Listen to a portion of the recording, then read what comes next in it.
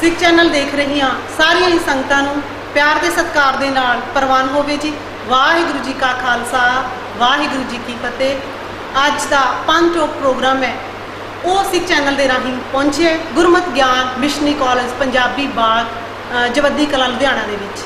ਤੇ ਅੱਜ ਤੁਹਾਨੂੰ ਮਿਲਾਵਾਂਗੇ ਉੱਥੇ ਦਾ ਜਿਹੜਾ ਸਮੂਹ ਸਟਾਫ ਹੈ ਉਹਦੇ ਨਾਲ, ਕਿਉਂਕਿ ਗੁਰਮਤ ਕਾਲਜ ਦੇ ਜਿਹੜੇ ਵਿਦਿਆਰਥੀ ਨੇ, ਅਧਿਆਪਕ ਸਹਿਬਾਨ ਨੇ ਜਾਂ ਮੈਨੇਜਮੈਂਟ ਹੈ, ਉਹਨਾਂ ਦਾ ਇੱਕ ਅਜਿਹਾ ਟੀਚਾ ਹੈ ਕਿ ਗੁਰਮਤ ਦੀ ਜਿਹੜੀ ਗੱਲ ਹੈ ਨਾ ਵਿਗਿਆਨਿਕ ਢੰਗ ਦੇ ਨਾਲ, ਸਾਇੰਟੀਫਿਕ ਵੇ ਦੇ ਨਾਲ ਉਹ ਦੁਨੀਆ ਤੱਕ ਪਹੁੰਚਾਈ ਜਾਵੇ। ਗੁਰੂ ਨਾਨਕ ਸਾਹਿਬ ਦਾ ਧਰਮ ਵਿਗਿਆਨਿਕ ਧਰਮ ਹੈ, ਦੁਨੀਆ ਤੋਂ ਨਿਵੇਕਲਾ ਵੱਖਰਾ।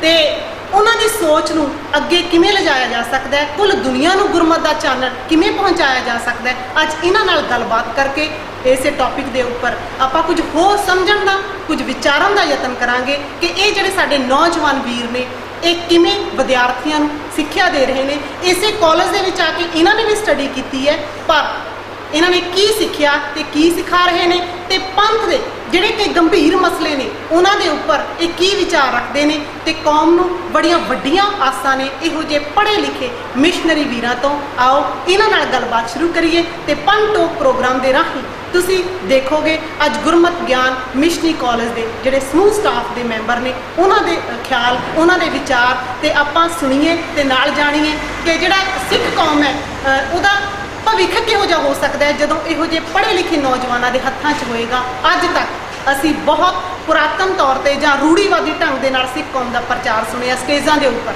ਪਰ ਇਹ ਅੱਜ ਨਜ਼ਰੀਏ ਨੂੰ ਬਦਲਣ ਦੀ ਲੋੜ ਹੈ। ਤੇ ਬਹੁਤ ਸਾਰੇ ਵੀਰ ਅਜਿਹੇ ਨੇ ਸਾਡੇ ਜਿਨ੍ਹਾਂ ਨੂੰ ਤੁਸੀਂ ਵੱਖ-ਵੱਖ ਸਟੇਜਾਂ ਦੇ ਉੱਪਰ ਦੇਖਿਆ ਹੋਣਾ, ਅੱਜ ਸਾਡੇ ਨਾਲ ਇੱਥੇ ਸਾਡੇ ਕੋਲ ਉਹ ਬਿਰਾਜਮਾਨ ਨੇ। ਉਹਨਾਂ ਨਾਲ ਗੱਲਬਾਤ ਕਰਨ ਤੋਂ ਪਹਿਲਾਂ ਮੈਂ ਉਹਨਾਂ ਦਾ ਸਵਾਗਤ ਕਰਾਂਗੀ ਤੇ ਉਹਨਾਂ ਨੂੰ ਫਤਿਹ ਬੁਲਾਵਾਂਗੀ। ਵਾਹਿਗੁਰੂ ਜੀ ਕਾ ਖਾਲਸਾ, ਵਾਹਿਗੁਰੂ ਜੀ ਕੀ ਫਤਿਹ। ਸਭ ਤੋਂ ਪਹਿਲਾਂ ਮੈਂ ਗੱਲ ਕਰਾਂਗੀ ਸਾਡੇ ਪ੍ਰਿੰਸੀਪਲ ਸਾਹਿਬ ਦੇ ਨਾਲ, ਜਿਨ੍ਹਾਂ ਦਾ ਨਾਮ ਹੈ ਗਿਆਨੀ ਗੁਰਬਚਨ ਸਿੰਘ ਜੀ। ਇਹਨਾਂ ਨੂੰ ਇੱਕ ਮੈਂ ਸਵਾਲ ਕਰਨਾ ਚਾਹਾਂਗੀ, ਤੇ ਸਵਾਲ ਕਰਨ ਹੀ ਬੇਸ਼ੱਕ ਇਹਨਾਂ ਨੂੰ ਆ, ਪਰ ਇਹ ਸਾਡੇ ਸਾਰਿਆਂ ਦੇ ਲਈ ਹੈ। ਤੇ ਮੇਰਾ ਖਿਆਲ ਹੈ ਕਿ ਇਹਨਾਂ ਦਾ ਜਵਾਬ ਲੈਣ ਤੋਂ ਬਾਅਦ ਸਾਨੂੰ ਤਸੱਲੀ ਹੋ ਜਾਏਗੀ ਕਿ ਜੋ ਸਟੇਜਾਂ ਦੇ ਉੱਪਰ ਅੱਜ ਅਸੀਂ ਸੁਣ ਰਹੇ ਹਾਂ ਤੇ ਉਹਦੇ ਵਿੱਚ ਕੋਈ ਨਵੀਨਤਾ ਲਿਆਉਣੀ ਜ਼ਰੂਰੀ ਵੀ ਹੈ, ਜਾਂ ਸਿਰਫ ਉਹੀ ਅਸੀਂ ਕੂੜ ਕੁਫਰ ਜੋ ਅੱਜ ਤੱਕ ਸੁਣਦੇ ਆ ਰਹੇ ਹਾਂ ਉਹੀ ਚੱਲਦਾ ਰਹਿਣਾ ਚਾਹੀਦਾ। ਪ੍ਰਿੰਸੀਪਲ ਸਾਹਿਬ, ਜੋ ਪੰਥ ਵਿੱਚ ਜਿਹੜੇ ਰਵਾਇਤੀ ਕਥਾ ਕਹਾਣੀਆਂ ਚੱਲ ਰਹੀਆਂ ਨੇ ਨਾ ਜੀ, ਤੇ ਤੁਸੀਂ ਉਹਦੇ ਤੋਂ ਕੁਝ ਵੱਖਰਾ ਦੇ ਰਹੇ ਹੋ ਇਸ ਕਾਲਜ ਦੇ ਰਾਹੀਂ? ਵੇਖੋ ਜੀ, ਗੁਰਮਤ ਗਿਆਨ ਮਿਸ਼ਨਰੀ ਕਾਲਜ ਤਥਾ ਬਾਕੀ ਦੇ ਵੀ ਜਿਹੜੇ ਮਿਸ਼ਨਰੀ ਕਾਲਜ ਨੇ ਜੀ, ਇਹ ਇੱਕ ਉਦੇਸ਼ ਲੈ ਕੇ ਚੱਲੇ ਸੀ। ਠੀਕ ਹੈ। ਇਹਨਾਂ ਦਾ ਉਦੇਸ਼ ਕੀ ਸੀ ਕਿ ਜਿਹੜੀ ਸ਼ਬਦ ਦੀ ਵਿਚਾਰ ਜਾਂ ਜਿਸ ਨੂੰ ਆਪਾਂ ਕਥਾ ਕਹਿੰਦੇ ਸੀ ਜੀ, ਉਸ ਕਥਾ ਦੇ ਵਿੱਚ ਗੁਰਬਾਣੀ ਦੀ ਵਿਚਾਰ ਨਹੀਂ ਸੀ ਹੁੰਦੀ, ਬਲਕਿ ਸ਼ਬਦਾਂ ਦਾ ਆਧਾਰ ਬਣਾ ਕੇ ਸਾਖੀਆਂ ਸੁਣਾਈਆਂ ਜਾਂਦੀਆਂ ਸੀ ਜੀ ਜੀ। ਉਹ ਜਿਹੜੀਆਂ ਸਾਖੀਆਂ ਹੁੰਦੀਆਂ ਸੀ ਉਹ ਪੁਰਾਤਨ ਗ੍ਰੰਥਾਂ ਦੀਆਂ ਹੁੰਦੀਆਂ ਸੀ। ਖਾਸ ਤੌਰ 'ਤੇ ਹਿੰਦੁਸਤਾਨ ਦੇ ਜਿਹੜੇ ਆਪਣੇ ਭਾਰਤੀ ਸੱਭਿਆਚਾਰ ਦੇ ਜਿਹੜੇ ਗ੍ਰੰਥ ਸੀ, ਉਹਨਾਂ ਗ੍ਰੰਥਾਂ ਦੀਆਂ ਜਿਹੜੀਆਂ ਕਰਾਮਾਤੀ ਕਹਾਣੀਆਂ ਸੀ ਉਹ ਅਸੀਂ ਸਟੇਜ 'ਤੇ ਸੁਣਾਉਂਦੇ ਰਹੇ, ਤੇ ਉਹਨਾਂ ਨੂੰ ਸਮਝਦੇ ਰਿਹਾ ਵੀ ਇਹ ਸ਼ਬਦ ਦੀ ਵਿਚਾਰ ਹੈ ਜਾਂ ਇਹ ਗੁਰਬਾਣੀ ਦੀ ਕਥਾ ਹੈ ਜਾਂ ਸਿੱਖ ਸਿਧਾਂਤ ਹੈ ਜੀ। ਇਹਦਾ ਨਤੀਜਾ ਕੀ ਨਿਕਲਿਆ ਕਿ ਗੁਰੂ ਗ੍ਰੰਥ ਸਾਹਿਬ ਮਹਾਰਾਜ ਜੀ ਦੀ ਜਦੋਂ ਗੁਰਿਆਈ ਗੁਰੂ ਗੋਬਿੰਦ ਸਿੰਘ ਮਹਾਰਾਜ ਨੇ ਦਿੱਤੀ ਹੈ, ਔਰ ਉਸ ਤੋਂ ਬਾਅਦ ਵੱਖ-ਵੱਖ ਲੋਕਾਂ ਨੇ ਵੱਖ-ਵੱਖ ਗ੍ਰੰਥ ਤਿਆਰ ਕੀਤੇ, ਜਿਸ ਤਰ੍ਹਾਂ ਗੁਰਬਲਾ ਪਾਸ਼ਾ ਛੇਵੀਂ ਆ ਗਿਆ, ਜਿਸ ਤਰ੍ਹਾਂ ਕਈ ਹੋਰ ਗ੍ਰੰਥ ਆ ਗਏ। ਉਹਨਾਂ ਗ੍ਰੰਥਾਂ ਦੀ ਜਿਹੜੀ ਵਿਚਾਰ ਆ ਵੀ ਉਹ ਆਮ ਕਰਕੇ ਸਿੱਖ ਸੰਗਤ ਨੂੰ ਪਰੋਸ ਕੇ ਦਿੱਤੀ ਜਾਂਦੀ ਸੀ, ਜਿਹਦਾ ਨਤੀਜਾ ਨਿਕਲਿਆ ਕਿ ਸਿੱਖ ਕੌਮ ਜਿਹੜੀ ਆ ਗੁਰਬਾਣੀ ਦੇ ਸਿਧਾਂਤ ਤੋਂ ਬਹੁਤ ਦੂਰ ਚਲੇ ਗਈ। ਸੀਨਾ ਪਸੀਨਾ ਇਹ ਕਥਾ ਕਹਾਣੀਆਂ ਚੱਲਦੀਆਂ ਰਹੀਆਂ। ਫਿਰ ਗੁਰੂ ਗ੍ਰੰਥ ਸਾਹਿਬ ਮਹਾਰਾਜ ਜੀ ਦਾ ਅਰਥਬੋਧ ਵੀ ਜਿਹੜਾ ਵੀ ਉਹ ਫਰੀਦਕੋਟੀਆਂ ਵਾਲਾ ਟੀਕਾ ਆਇਆ ਜਾਂ ਹੋਰ ਕਈ ਟੀਕੇ ਸਾਕਾਰ ਹੋਏ ਜੀ, ਉਹਨਾਂ ਟੀਕਿਆਂ ਵੱਲ ਦੇਖ ਕੇ ਤੇ ਪ੍ਰੋਫੈਸਰ ਸਾਹਿਬ ਸਿੰਘ ਜੀ ਨੇ ਗੁਰਬਾਣੀ ਵਿਆਕਰਨ ਦੇ ਆਧਾਰ ਦੇ ਉੱਤੇ ਅਰਥ ਦਾ ਜਿਹੜਾ ਨਵਾਂ ਵਿਕਾਸ ਜਾਂ ਅਰਥਾਂ ਦਾ ਜਿਹੜਾ ਨਵਾਂ ਸਿਸਟਮ ਆ ਇੱਕ ਵਿਆਕਰਨ ਦੇ ਤੌਰ 'ਤੇ ਉਹਨਾਂ ਨੇ ਸ਼ੁਰੂ ਕੀਤਾ ਜੀ। ਮਿਸ਼ਨਰੀ ਕਾਲਜਾਂ ਨੇ ਇਹ ਸਮਝਿਆ, ਦੇਖਿਆ ਕਿ ਸਿੱਖੀ ਵਿੱਚ ਜਿਹੜੇ ਪ੍ਰਚਾਰ ਕਰਨ ਵਾਲੇ ਨੇ ਇਹ ਦੋ ਤਿੰਨ ਕੈਟਾਗਰੀਆਂ ਇਹਨਾਂ ਦੀ, ਇੱਕ ਤਾਂ ਰਾਗੀ ਸਾਹਿਬਾਨ ਨੇ, ਦੂਜੇ ਸੰਤ ਮਤ ਵਾਲੇ ਆ, ਤੀਜੇ ਸਾਡੇ ਢਾਡੀ ਕੁਸ਼ਰ ਦੇ ਪ੍ਰਚਾਰਕ ਸ਼੍ਰੇਣੀ ਵਿੱਚ ਹੁੰਦੀ ਆ। ਰਾਗੀ ਸਿੰਘਾਂ ਨੇ ਵੀ ਸ਼ਬਦ ਲੈ ਲਿਆ ਤੇ ਉਹਨਾਂ ਨੇ ਵੀ ਭਗਤਮਾਲਾ ਦੇ ਵਿੱਚੋਂ ਕੋਈ ਕਥਾ ਕਹਾਣੀ ਕਰਾਮਾਤ ਜਿਹੜੀ ਸੁਣਾ ਦਿੱਤੀ। ਤੇ ਜਿਹੜਾ ਸੰਤ ਮਤ ਹੈ, ਚਿਮਟਾ ਬਰਦਾਰ ਜਿਹਨੂੰ ਆਪਾਂ ਕਹਿ ਸਕਦੇ ਹਾਂ, ਇਹਨਾਂ ਨੇ ਬਿਲਕੁਲ ਹੀ ਗੁਰਬਾਣੀ ਛੱਡ ਦਿੱਤੀ ਤੇ ਆਪਣੀਆਂ ਲੋਕ ਬੋਲੀਆਂ ਦੇ ਆਧਾਰ ਦੇ ਉੱਤੇ ਕੀਰਤਨ ਜਿਹੜਾ ਲੋਕਾਂ ਨੂੰ ਸੁਣਾ ਪਰੋਸ ਕੇ ਦੇਣਾ ਸ਼ੁਰੂ ਕਰ ਦਿੱਤਾ। ਜਨ ਸਧਾਰਨ ਲੋਕਾਂ ਸਮਝ ਲਿਆ ਵੀ ਸ਼ਾਇਦ ਸਿੱਖ ਸਿਧਾਂਤ ਇਹੋ ਹੀ ਹੈ ਜੀ। दूसरी साड़ी श्रेणी जी आती ढाडी साहबान कमिश्नर साहबान इन्हों ने इतिहास के प्रसंग सुनाए। कुछ वीर ने बहुत ज़्यादा खोज की, सिद्धू साहब वर्गे इंसानों ने बहुत महान खोज की और नवेकलियाँ पैड़ा पाई उन्होंने नवेकले ढंग के नाल सिद्धांतक ढंग नाल सिक्खी की जी वो सेवा की, निग्गर सेवा की है। इस तो इलावा बहुत सारे अजिहे वीर ने भी जिन्हों ने खोज नहीं की।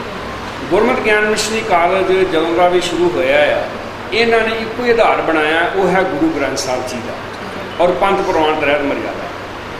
ये ईवन जो इतिहास है असीं सुणाते हैं वो भी गुरु ग्रंथ साहब के अनुसार हो गए। ये भी भाई बाले वाली जी जन्म साखी लिखी है गुरु नानक पातशाह वो अनुसार जीवन है, या बाकी गुरु साहबान का उन्होंने साखियों मुताबिक जीवन है।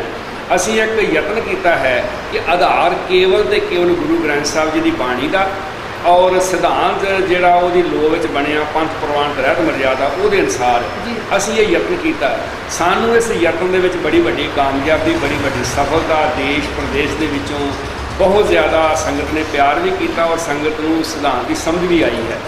दूसरा इस समय के दरम्यान गुरु ग्रंथ साहब जी को समझ समझाने वास्ते बहुत सारिया पुस्तकां भी तैयार हुई हैं, लिटरेचर भी नवेकले ढंग का जोड़ा भी वो अपने विज्ञानक ढंग का साढ़े को पहुँचने का एक यत्न होया है। तो मोटे तौर पर असीं कह सकते हाँ कि गुरमत ज्ञान मिशनरी कॉलेज की समुची टीम ने गुरु ग्रंथ साहब महाराज के शब्द को आधार बना के ये अनुसार इतिहास ये अनुसार जो सिद्धांत है वो संगत की झोली में पाने का एक नवेकला जोड़ा यत्न है वो किया है। धन्यवाद जी, बहुत बहुत प्रिंसीपल साहब। तो मेरा ख्याल है सारिया संगतां नूं समझ आ गई होएगी कि जिहड़ी कथा है स्टेज के उपर वो गुरबाणी के शब्द को आधारत बना के गुरु साहब का उहदे पिछे मिशन की है, उन्होंने सोच की रही है, या भगत साहबान की की सोच रही है, इसे के आधारित कथा होनी चाहिए है। जेकर कोई होर टूक मात्र किसी भी धर्म ग्रंथ के विचों या किसी भी देवी देवते नाल संबंधित कोई गलबात आई है उन्होंने उस तरीके नाल सिर्फ टूक मात्र ही लिया जाए, ये नहीं कि असीं उस इतिहास नूं बना के इतिहास असीं कथा शुरू कर दी। असल में कई दफ़ा जो गुरबाणी के किसी शब्द की सानूं समझ ना आ पा सकी असीं उहदे उत्ते साखी सुणा दी। हुण जदों असीं सिद्धांत नूं समझिया है तो सानूं समझ लगी है भी गुरु साहब सानूं सुनेहा कोई होर देना चाहुंदे सी। अखरी अर्थ भाव अर्थ शब्दी अर्थ ये सारा संगत को दिता जो तो संगत ने बहुत ही जोड़ा सराहया और बहुत सत्कार दिता है। और संगत विचों बहुत सारे कर्म कांड ने और जिहड़ियां मनमतां ने वो दूर होनियां शुरू हुई। एक नवी सोच लैके तुसीं इत्थे सेवा निभा रहे हो। हाँ जी। तो मैं भाई सुखविंदर सिंह जी जो तुसीं इत्थे कॉलेज दे विच विद्यार्थियों को पढ़ाउण दी सेवा निभा रहे हो तो बहुत ही वड्डी सेवा है कि एक अध्यापक के तौर पर कि विद्यार्थियों को एक तो पहली गल कि पढ़ाना ही बहुत वड्डी गल है, दूजा गुरमत का ज्ञान बख्शना तो होर भी बहुत वड्डी गल है। इस लिए असीं तुहाडा सिख चैनल वालों बहुत बहुत धन्यवाद करते हैं। तो इहदे नाल मैं आप जी को एक सवाल मेरा हैगा तुहाडे लई कि गुरबाणी के अर्थां के मामले च ना जिहड़े बहुत मतभेद ने, क्योंकि हर एक इंसान है जो असीं किसी कथावाचक को देखते हैं कोई भी टीकाकार है वो अपने ढंग नाल उहदे अर्थ कर रहा है गुरबाणी के शब्दों के, तो तुसीं किवें इकसारता लैके आओगे या की कर रहे हो कि इकसारता किवें हो? जिवें प्रिंसीपल साहब जी ने पहला इस गल को साढ़े सामने लिया है कि बहुत सारिया रवायती कथा कहानियाँ तोतियां चिड़ियाँ दियाँ साढ़े सामने सुनाइयाँ और कच घरड़ इतिहास मिथिहास रलगढ़ करके साढ़े सामने परोसिया गया तो आख्या गया कि तुसी इसनों इतिहास मान के ते इसनों सिद्धांत मान के प्रवान कर लो जी। उत्थे नाल वेखण वाली बात जिवें तुसीं सवाल किया है कि गुरबाणी के अर्थां के संबंध में बहुत सारे मतभेद आ फर्क आ और वन सवन्ने भांतो भांत के अर्थ जिहड़े आ वो सुनाई दिंदे आ। ये इकसारता किवें होवे? हुण इकसारता वास्ते जिवें कि जे ते साडे इस पंथक सिस्टम नूं देखिया जाए तां साडे विच कोई एकता की अजे बात नज़र नहीं आउंदी। एकता वास्ते सानू गुरु ग्रंथ साहब जी की होई संपादना जिहड़ी है जो गुरु ग्रंथ साहब जी के शब्दों की बनतर आ सानू सब तो पहला उत्थे केंद्रित होना पेगा। जिन्नी देर तक गुरु ग्रंथ साहब के शब्दों की जो बनतर है जो संपादना वेले गुरबाणी का व्याकरण नेम बनाया गया है और गुरु साहब ने अपने हथी अंकित किया है उसनों असी नहीं समझ लेंदे उन्नी देर तक ये एकता असंभव है। जिवें कि प्रोफैसर साहब सिंह जी ने गुरबाणी के अर्थ करदियां गुरबाणी के अर्थां नूं ध्यान विच रखदियां होया गुरबाणी की बनतर नूं ध्यान विच रखदियां होया ਗੁਰੂ ਗ੍ਰੰਥ ਸਾਹਿਬ ਦਰਪਣ 10 ਪੋਥੀਆਂ ਦੇ ਰੂਪ ਵਿੱਚ ਲਿਆਂਦਾ ਹੈ, ਉਹਨੂੰ ਅਸੀਂ ਧਿਆਨ ਵਿੱਚ ਰੱਖ ਕੇ ਵੇਖ ਸਕਦੇ ਹਾਂ ਕਿ ਪ੍ਰੋਫੈਸਰ ਸਾਹਿਬ ਸਿੰਘ ਜੀ ਨੇ ਕਾਫੀ ਸੋਹਣਾ ਇਹ ਰਾਹ ਸਾਡੇ ਲਈ ਖੋਲ੍ਹਿਆ ਹੈ। ਔਰ ਪ੍ਰੋਫੈਸਰ ਸਾਹਿਬ ਸਿੰਘ ਜੀ ਨੇ ਜਿੰਨਾ ਕੰਮ ਇਕੱਲਿਆਂ ਹੋ ਕੇ ਇਸ ਪਾਸੇ ਕੀਤਾ ਹੈ ਉਹ ਸਾਡੇ ਲਈ ਬਹੁਤ ਇੱਕ ਲਾਹੇਵੰਦ ਕੰਮ ਹੈ। ਉੱਥੇ ਨਾਲ ਨਾਲ ਸਾਨੂੰ ਇਸ ਵੇਲੇ ਇਹ ਵੀ ਧਿਆਨ 'ਚ ਰੱਖ ਲੈਣਾ ਚਾਹੀਦਾ ਕਿ ਜਿਹੜੇ ਸੰਪਰਦਾਇਕ ਲੋਕ ਨੇ ਉਹਨਾਂ ਨੇ ਆਪਣੀ ਮਰਜ਼ੀ ਨਾਲ ਇਹ ਵੀ ਪ੍ਰਚਾਰ ਕੀਤਾ ਹੈ ਕਿ ਗੁਰਬਾਣੀ ਸਾਡੀ ਸਮਝ ਵਿੱਚ ਨਹੀਂ ਆ ਸਕਦੀ, ਗੁਰਬਾਣੀ ਤੇ ਸਾਡੀ ਸਮਝ ਤੋਂ ਬਾਹਰ ਹੈ, ਅਸੀਂ ਕਲਯੁਗੀ ਜੀਵ ਹਾਂ। ਉੱਥੇ ਨਾਲ ਨਾਲ ਇਹ ਵੀ ਬਾਤ ਸਾਡੇ ਵਿੱਚ ਪਾਈ ਹੈ, ਭੁਲੇਖਾ ਪਾਇਆ ਹੈ ਕਿ ਗੁਰਬਾਣੀ ਵਿੱਚ ਕੋਈ ਵਿਆਕਰਣ ਨਹੀਂ ਹੈ, ਗ੍ਰਾਮਰ ਦਾ ਕੋਈ ਰੂਲ ਨਹੀਂ ਹੈ, ਇਹ ਜਾਣਬੁੱਝ ਕੇ ਉੱਤੇ ਥੋਪਿਆ ਜਾਂਦਾ ਹੈ। ਜਦੋਂ ਕਿ ਗੁਰਬਾਣੀ ਨੂੰ ਜੇ ਸਿੱਖ ਸੰਗਤਾਂ ਧਿਆਨ ਨਾਲ ਆਪ ਪੜ੍ਹਨ ਤੇ ਆਪ ਪੜ੍ਹਦਿਆਂ ਹੋਇਆਂ ਸਾਨੂੰ ਇਸ ਗੱਲ ਦੀ ਸਮਝ ਲੱਗੇਗੀ ਕਿ ਆਪਾਂ ਗੁਰਬਾਣੀ ਵਿੱਚੋਂ ਕੁਝ ਅੱਖਰ ਸ਼ਬਦ ਚੁਣ ਸਕਦੇ ਹਾਂ, ਧਿਆਨ ਨਾਲ ਆਪਾਂ ਵੇਖਦੇ ਹਾਂ, ਪਾਠ ਕਰਦੇ ਹਾਂ, ਤਾਂ ਸਾਨੂੰ ਸਮਝ ਲੱਗ ਜਾਏਗੀ। ਮੈਂ ਇੱਕ ਸ਼ਲੋਕ ਆਪ ਜੀ ਦੇ ਸਾਹਮਣੇ ਪੜ੍ਹ ਦਿੰਦਾ ਹਾਂ। ਆਹਰ ਸਭ ਕਰਦਾ ਫਿਰੇ, ਆਹਰ ਇੱਕ ਨਾ ਹੋਏ, ਨਾਨਕ ਜਿਤ ਆਹਰ ਜਗ ਉਧਰੈ, ਵਿਰਲਾ ਬੂਝੈ ਕੋਏ। ਇਸ ਸ਼ਲੋਕ ਵਿੱਚ 3 ਵਾਰੀ ਆਹਰ ਸ਼ਬਦ ਆਇਆ। ਇੱਕ ਔਂਕੜ ਤੋਂ ਬਿਨਾਂ ਹੈ, ਇੱਕ ਔਂਕੜ ਵਾਲਾ ਹੈ, ਇੱਕ ਸਿਹਾਰੀ ਵਾਲਾ ਹੈ। ਪਹਿਲਾ ਆਹਰ ਬਹੁਵਚਨ ਹੈ, ਉੱਥੇ ਕੋਈ ਔਂਕੜ ਸਿਹਾਰੀ ਨਹੀਂ ਹੈ। ਆਹਰ ਸਭ ਕਰਦਾ ਫਿਰੇ, ਸਾਰੇ ਆਹਰ ਕੰਮ ਕਰਦਾ ਫਿਰਦਾ। ਆਹਰ ਇੱਕ ਨਾ ਹੋਏ, ਇੱਥੇ ਇੱਕ ਸ਼ਬਦ ਵੀ ਹੈ ਤੇ ਆਹਰ ਦੇ ਰਾਰੇ ਨੂੰ ਔਂਕੜ ਲਾ ਕੇ ਸਤਿਗੁਰੂ ਨੇ ਬਕਾਇਦਾ ਉਸ ਨੂੰ ਇੱਕ ਵਚਨ ਪੁਲਿੰਗ ਬਣਾਇਆ ਹੈ। ਨਾਨਕ ਜਿਤ ਆਹਰ ਜਗ ਉਧਰੈ, ਜਿਸ ਆਹਰ ਦੁਆਰਾ ਸਿਹਾਰੀ ਲੱਗੀ ਹੋਈ ਹੈ।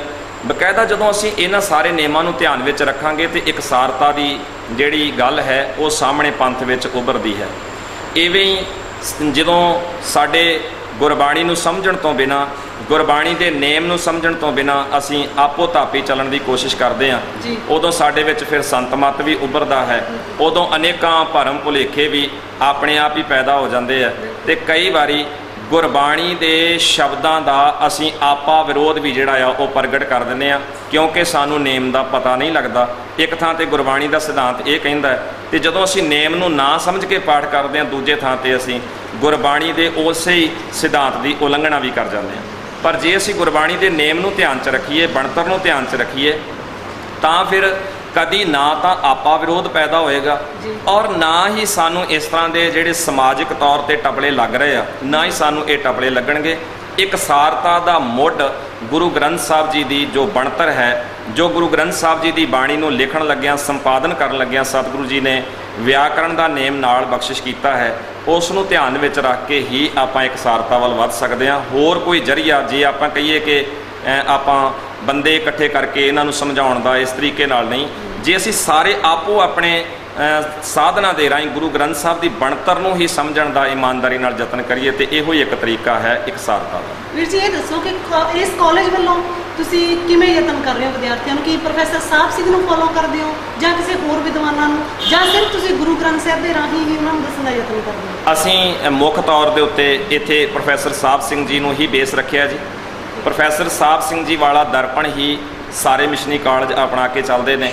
ਜਿੱਥੇ ਕਿਤੇ ਲੋੜ ਪੈਂਦੀ ਹੈ ਉੱਥੇ ਭਾਵ-ਅਰਥਾਂ ਨੂੰ ਸਾਹਮਣੇ ਰੱਖਦਿਆਂ ਹੋਇਆਂ ਅਸੀਂ ਹੋਰ ਵਿਚਾਰ ਚਰਚਾ ਕਰਨ ਦੀ ਵੀ ਕੋਸ਼ਿਸ਼ ਕਰਦੇ ਹਾਂ ਕਿ ਇੱਥੇ ਜਿਹੜਾ ਇਹ ਭੁਲੇਖਾ ਹੈ ਜਾਂ ਕਿਤੇ ਸ਼ਬਦਾਂ ਦੀ ਘਾਟ ਸਮਝਾਉਣ ਵਿੱਚ ਰਹੀ ਹੈ, ਉਸ ਨੂੰ ਇਵੇਂ ਹੋਰ ਵਾਧਾ ਕਰਕੇ ਤੇ ਅੱਗੇ ਇਹਨੂੰ ਸੋਹਣਾ ਬਣਾਇਆ ਜਾ ਸਕਦਾ। ਸ਼੍ਰੋਮਣੀ ਵਿੱਚ ਮੈਂ ਥੋੜ੍ਹਾ ਵਾਧਾ ਕਰਦੇ ਹਾਂ। ਸ਼੍ਰੋਮਣੀ ਗੁਰਦੁਆਰਾ ਪ੍ਰਬੰਧਕ ਕਮੇਟੀ ਵੱਲੋਂ ਜੋ 4 ਸ਼ਬਦਾਰਥ ਤਿਆਰ ਕੀਤੇ ਗਏ ਆ ਨਾ, ਸੰਥਿਆ ਅਸੀਂ ਉਹ ਤੋਂ ਕਰਾਉਂਦੇ।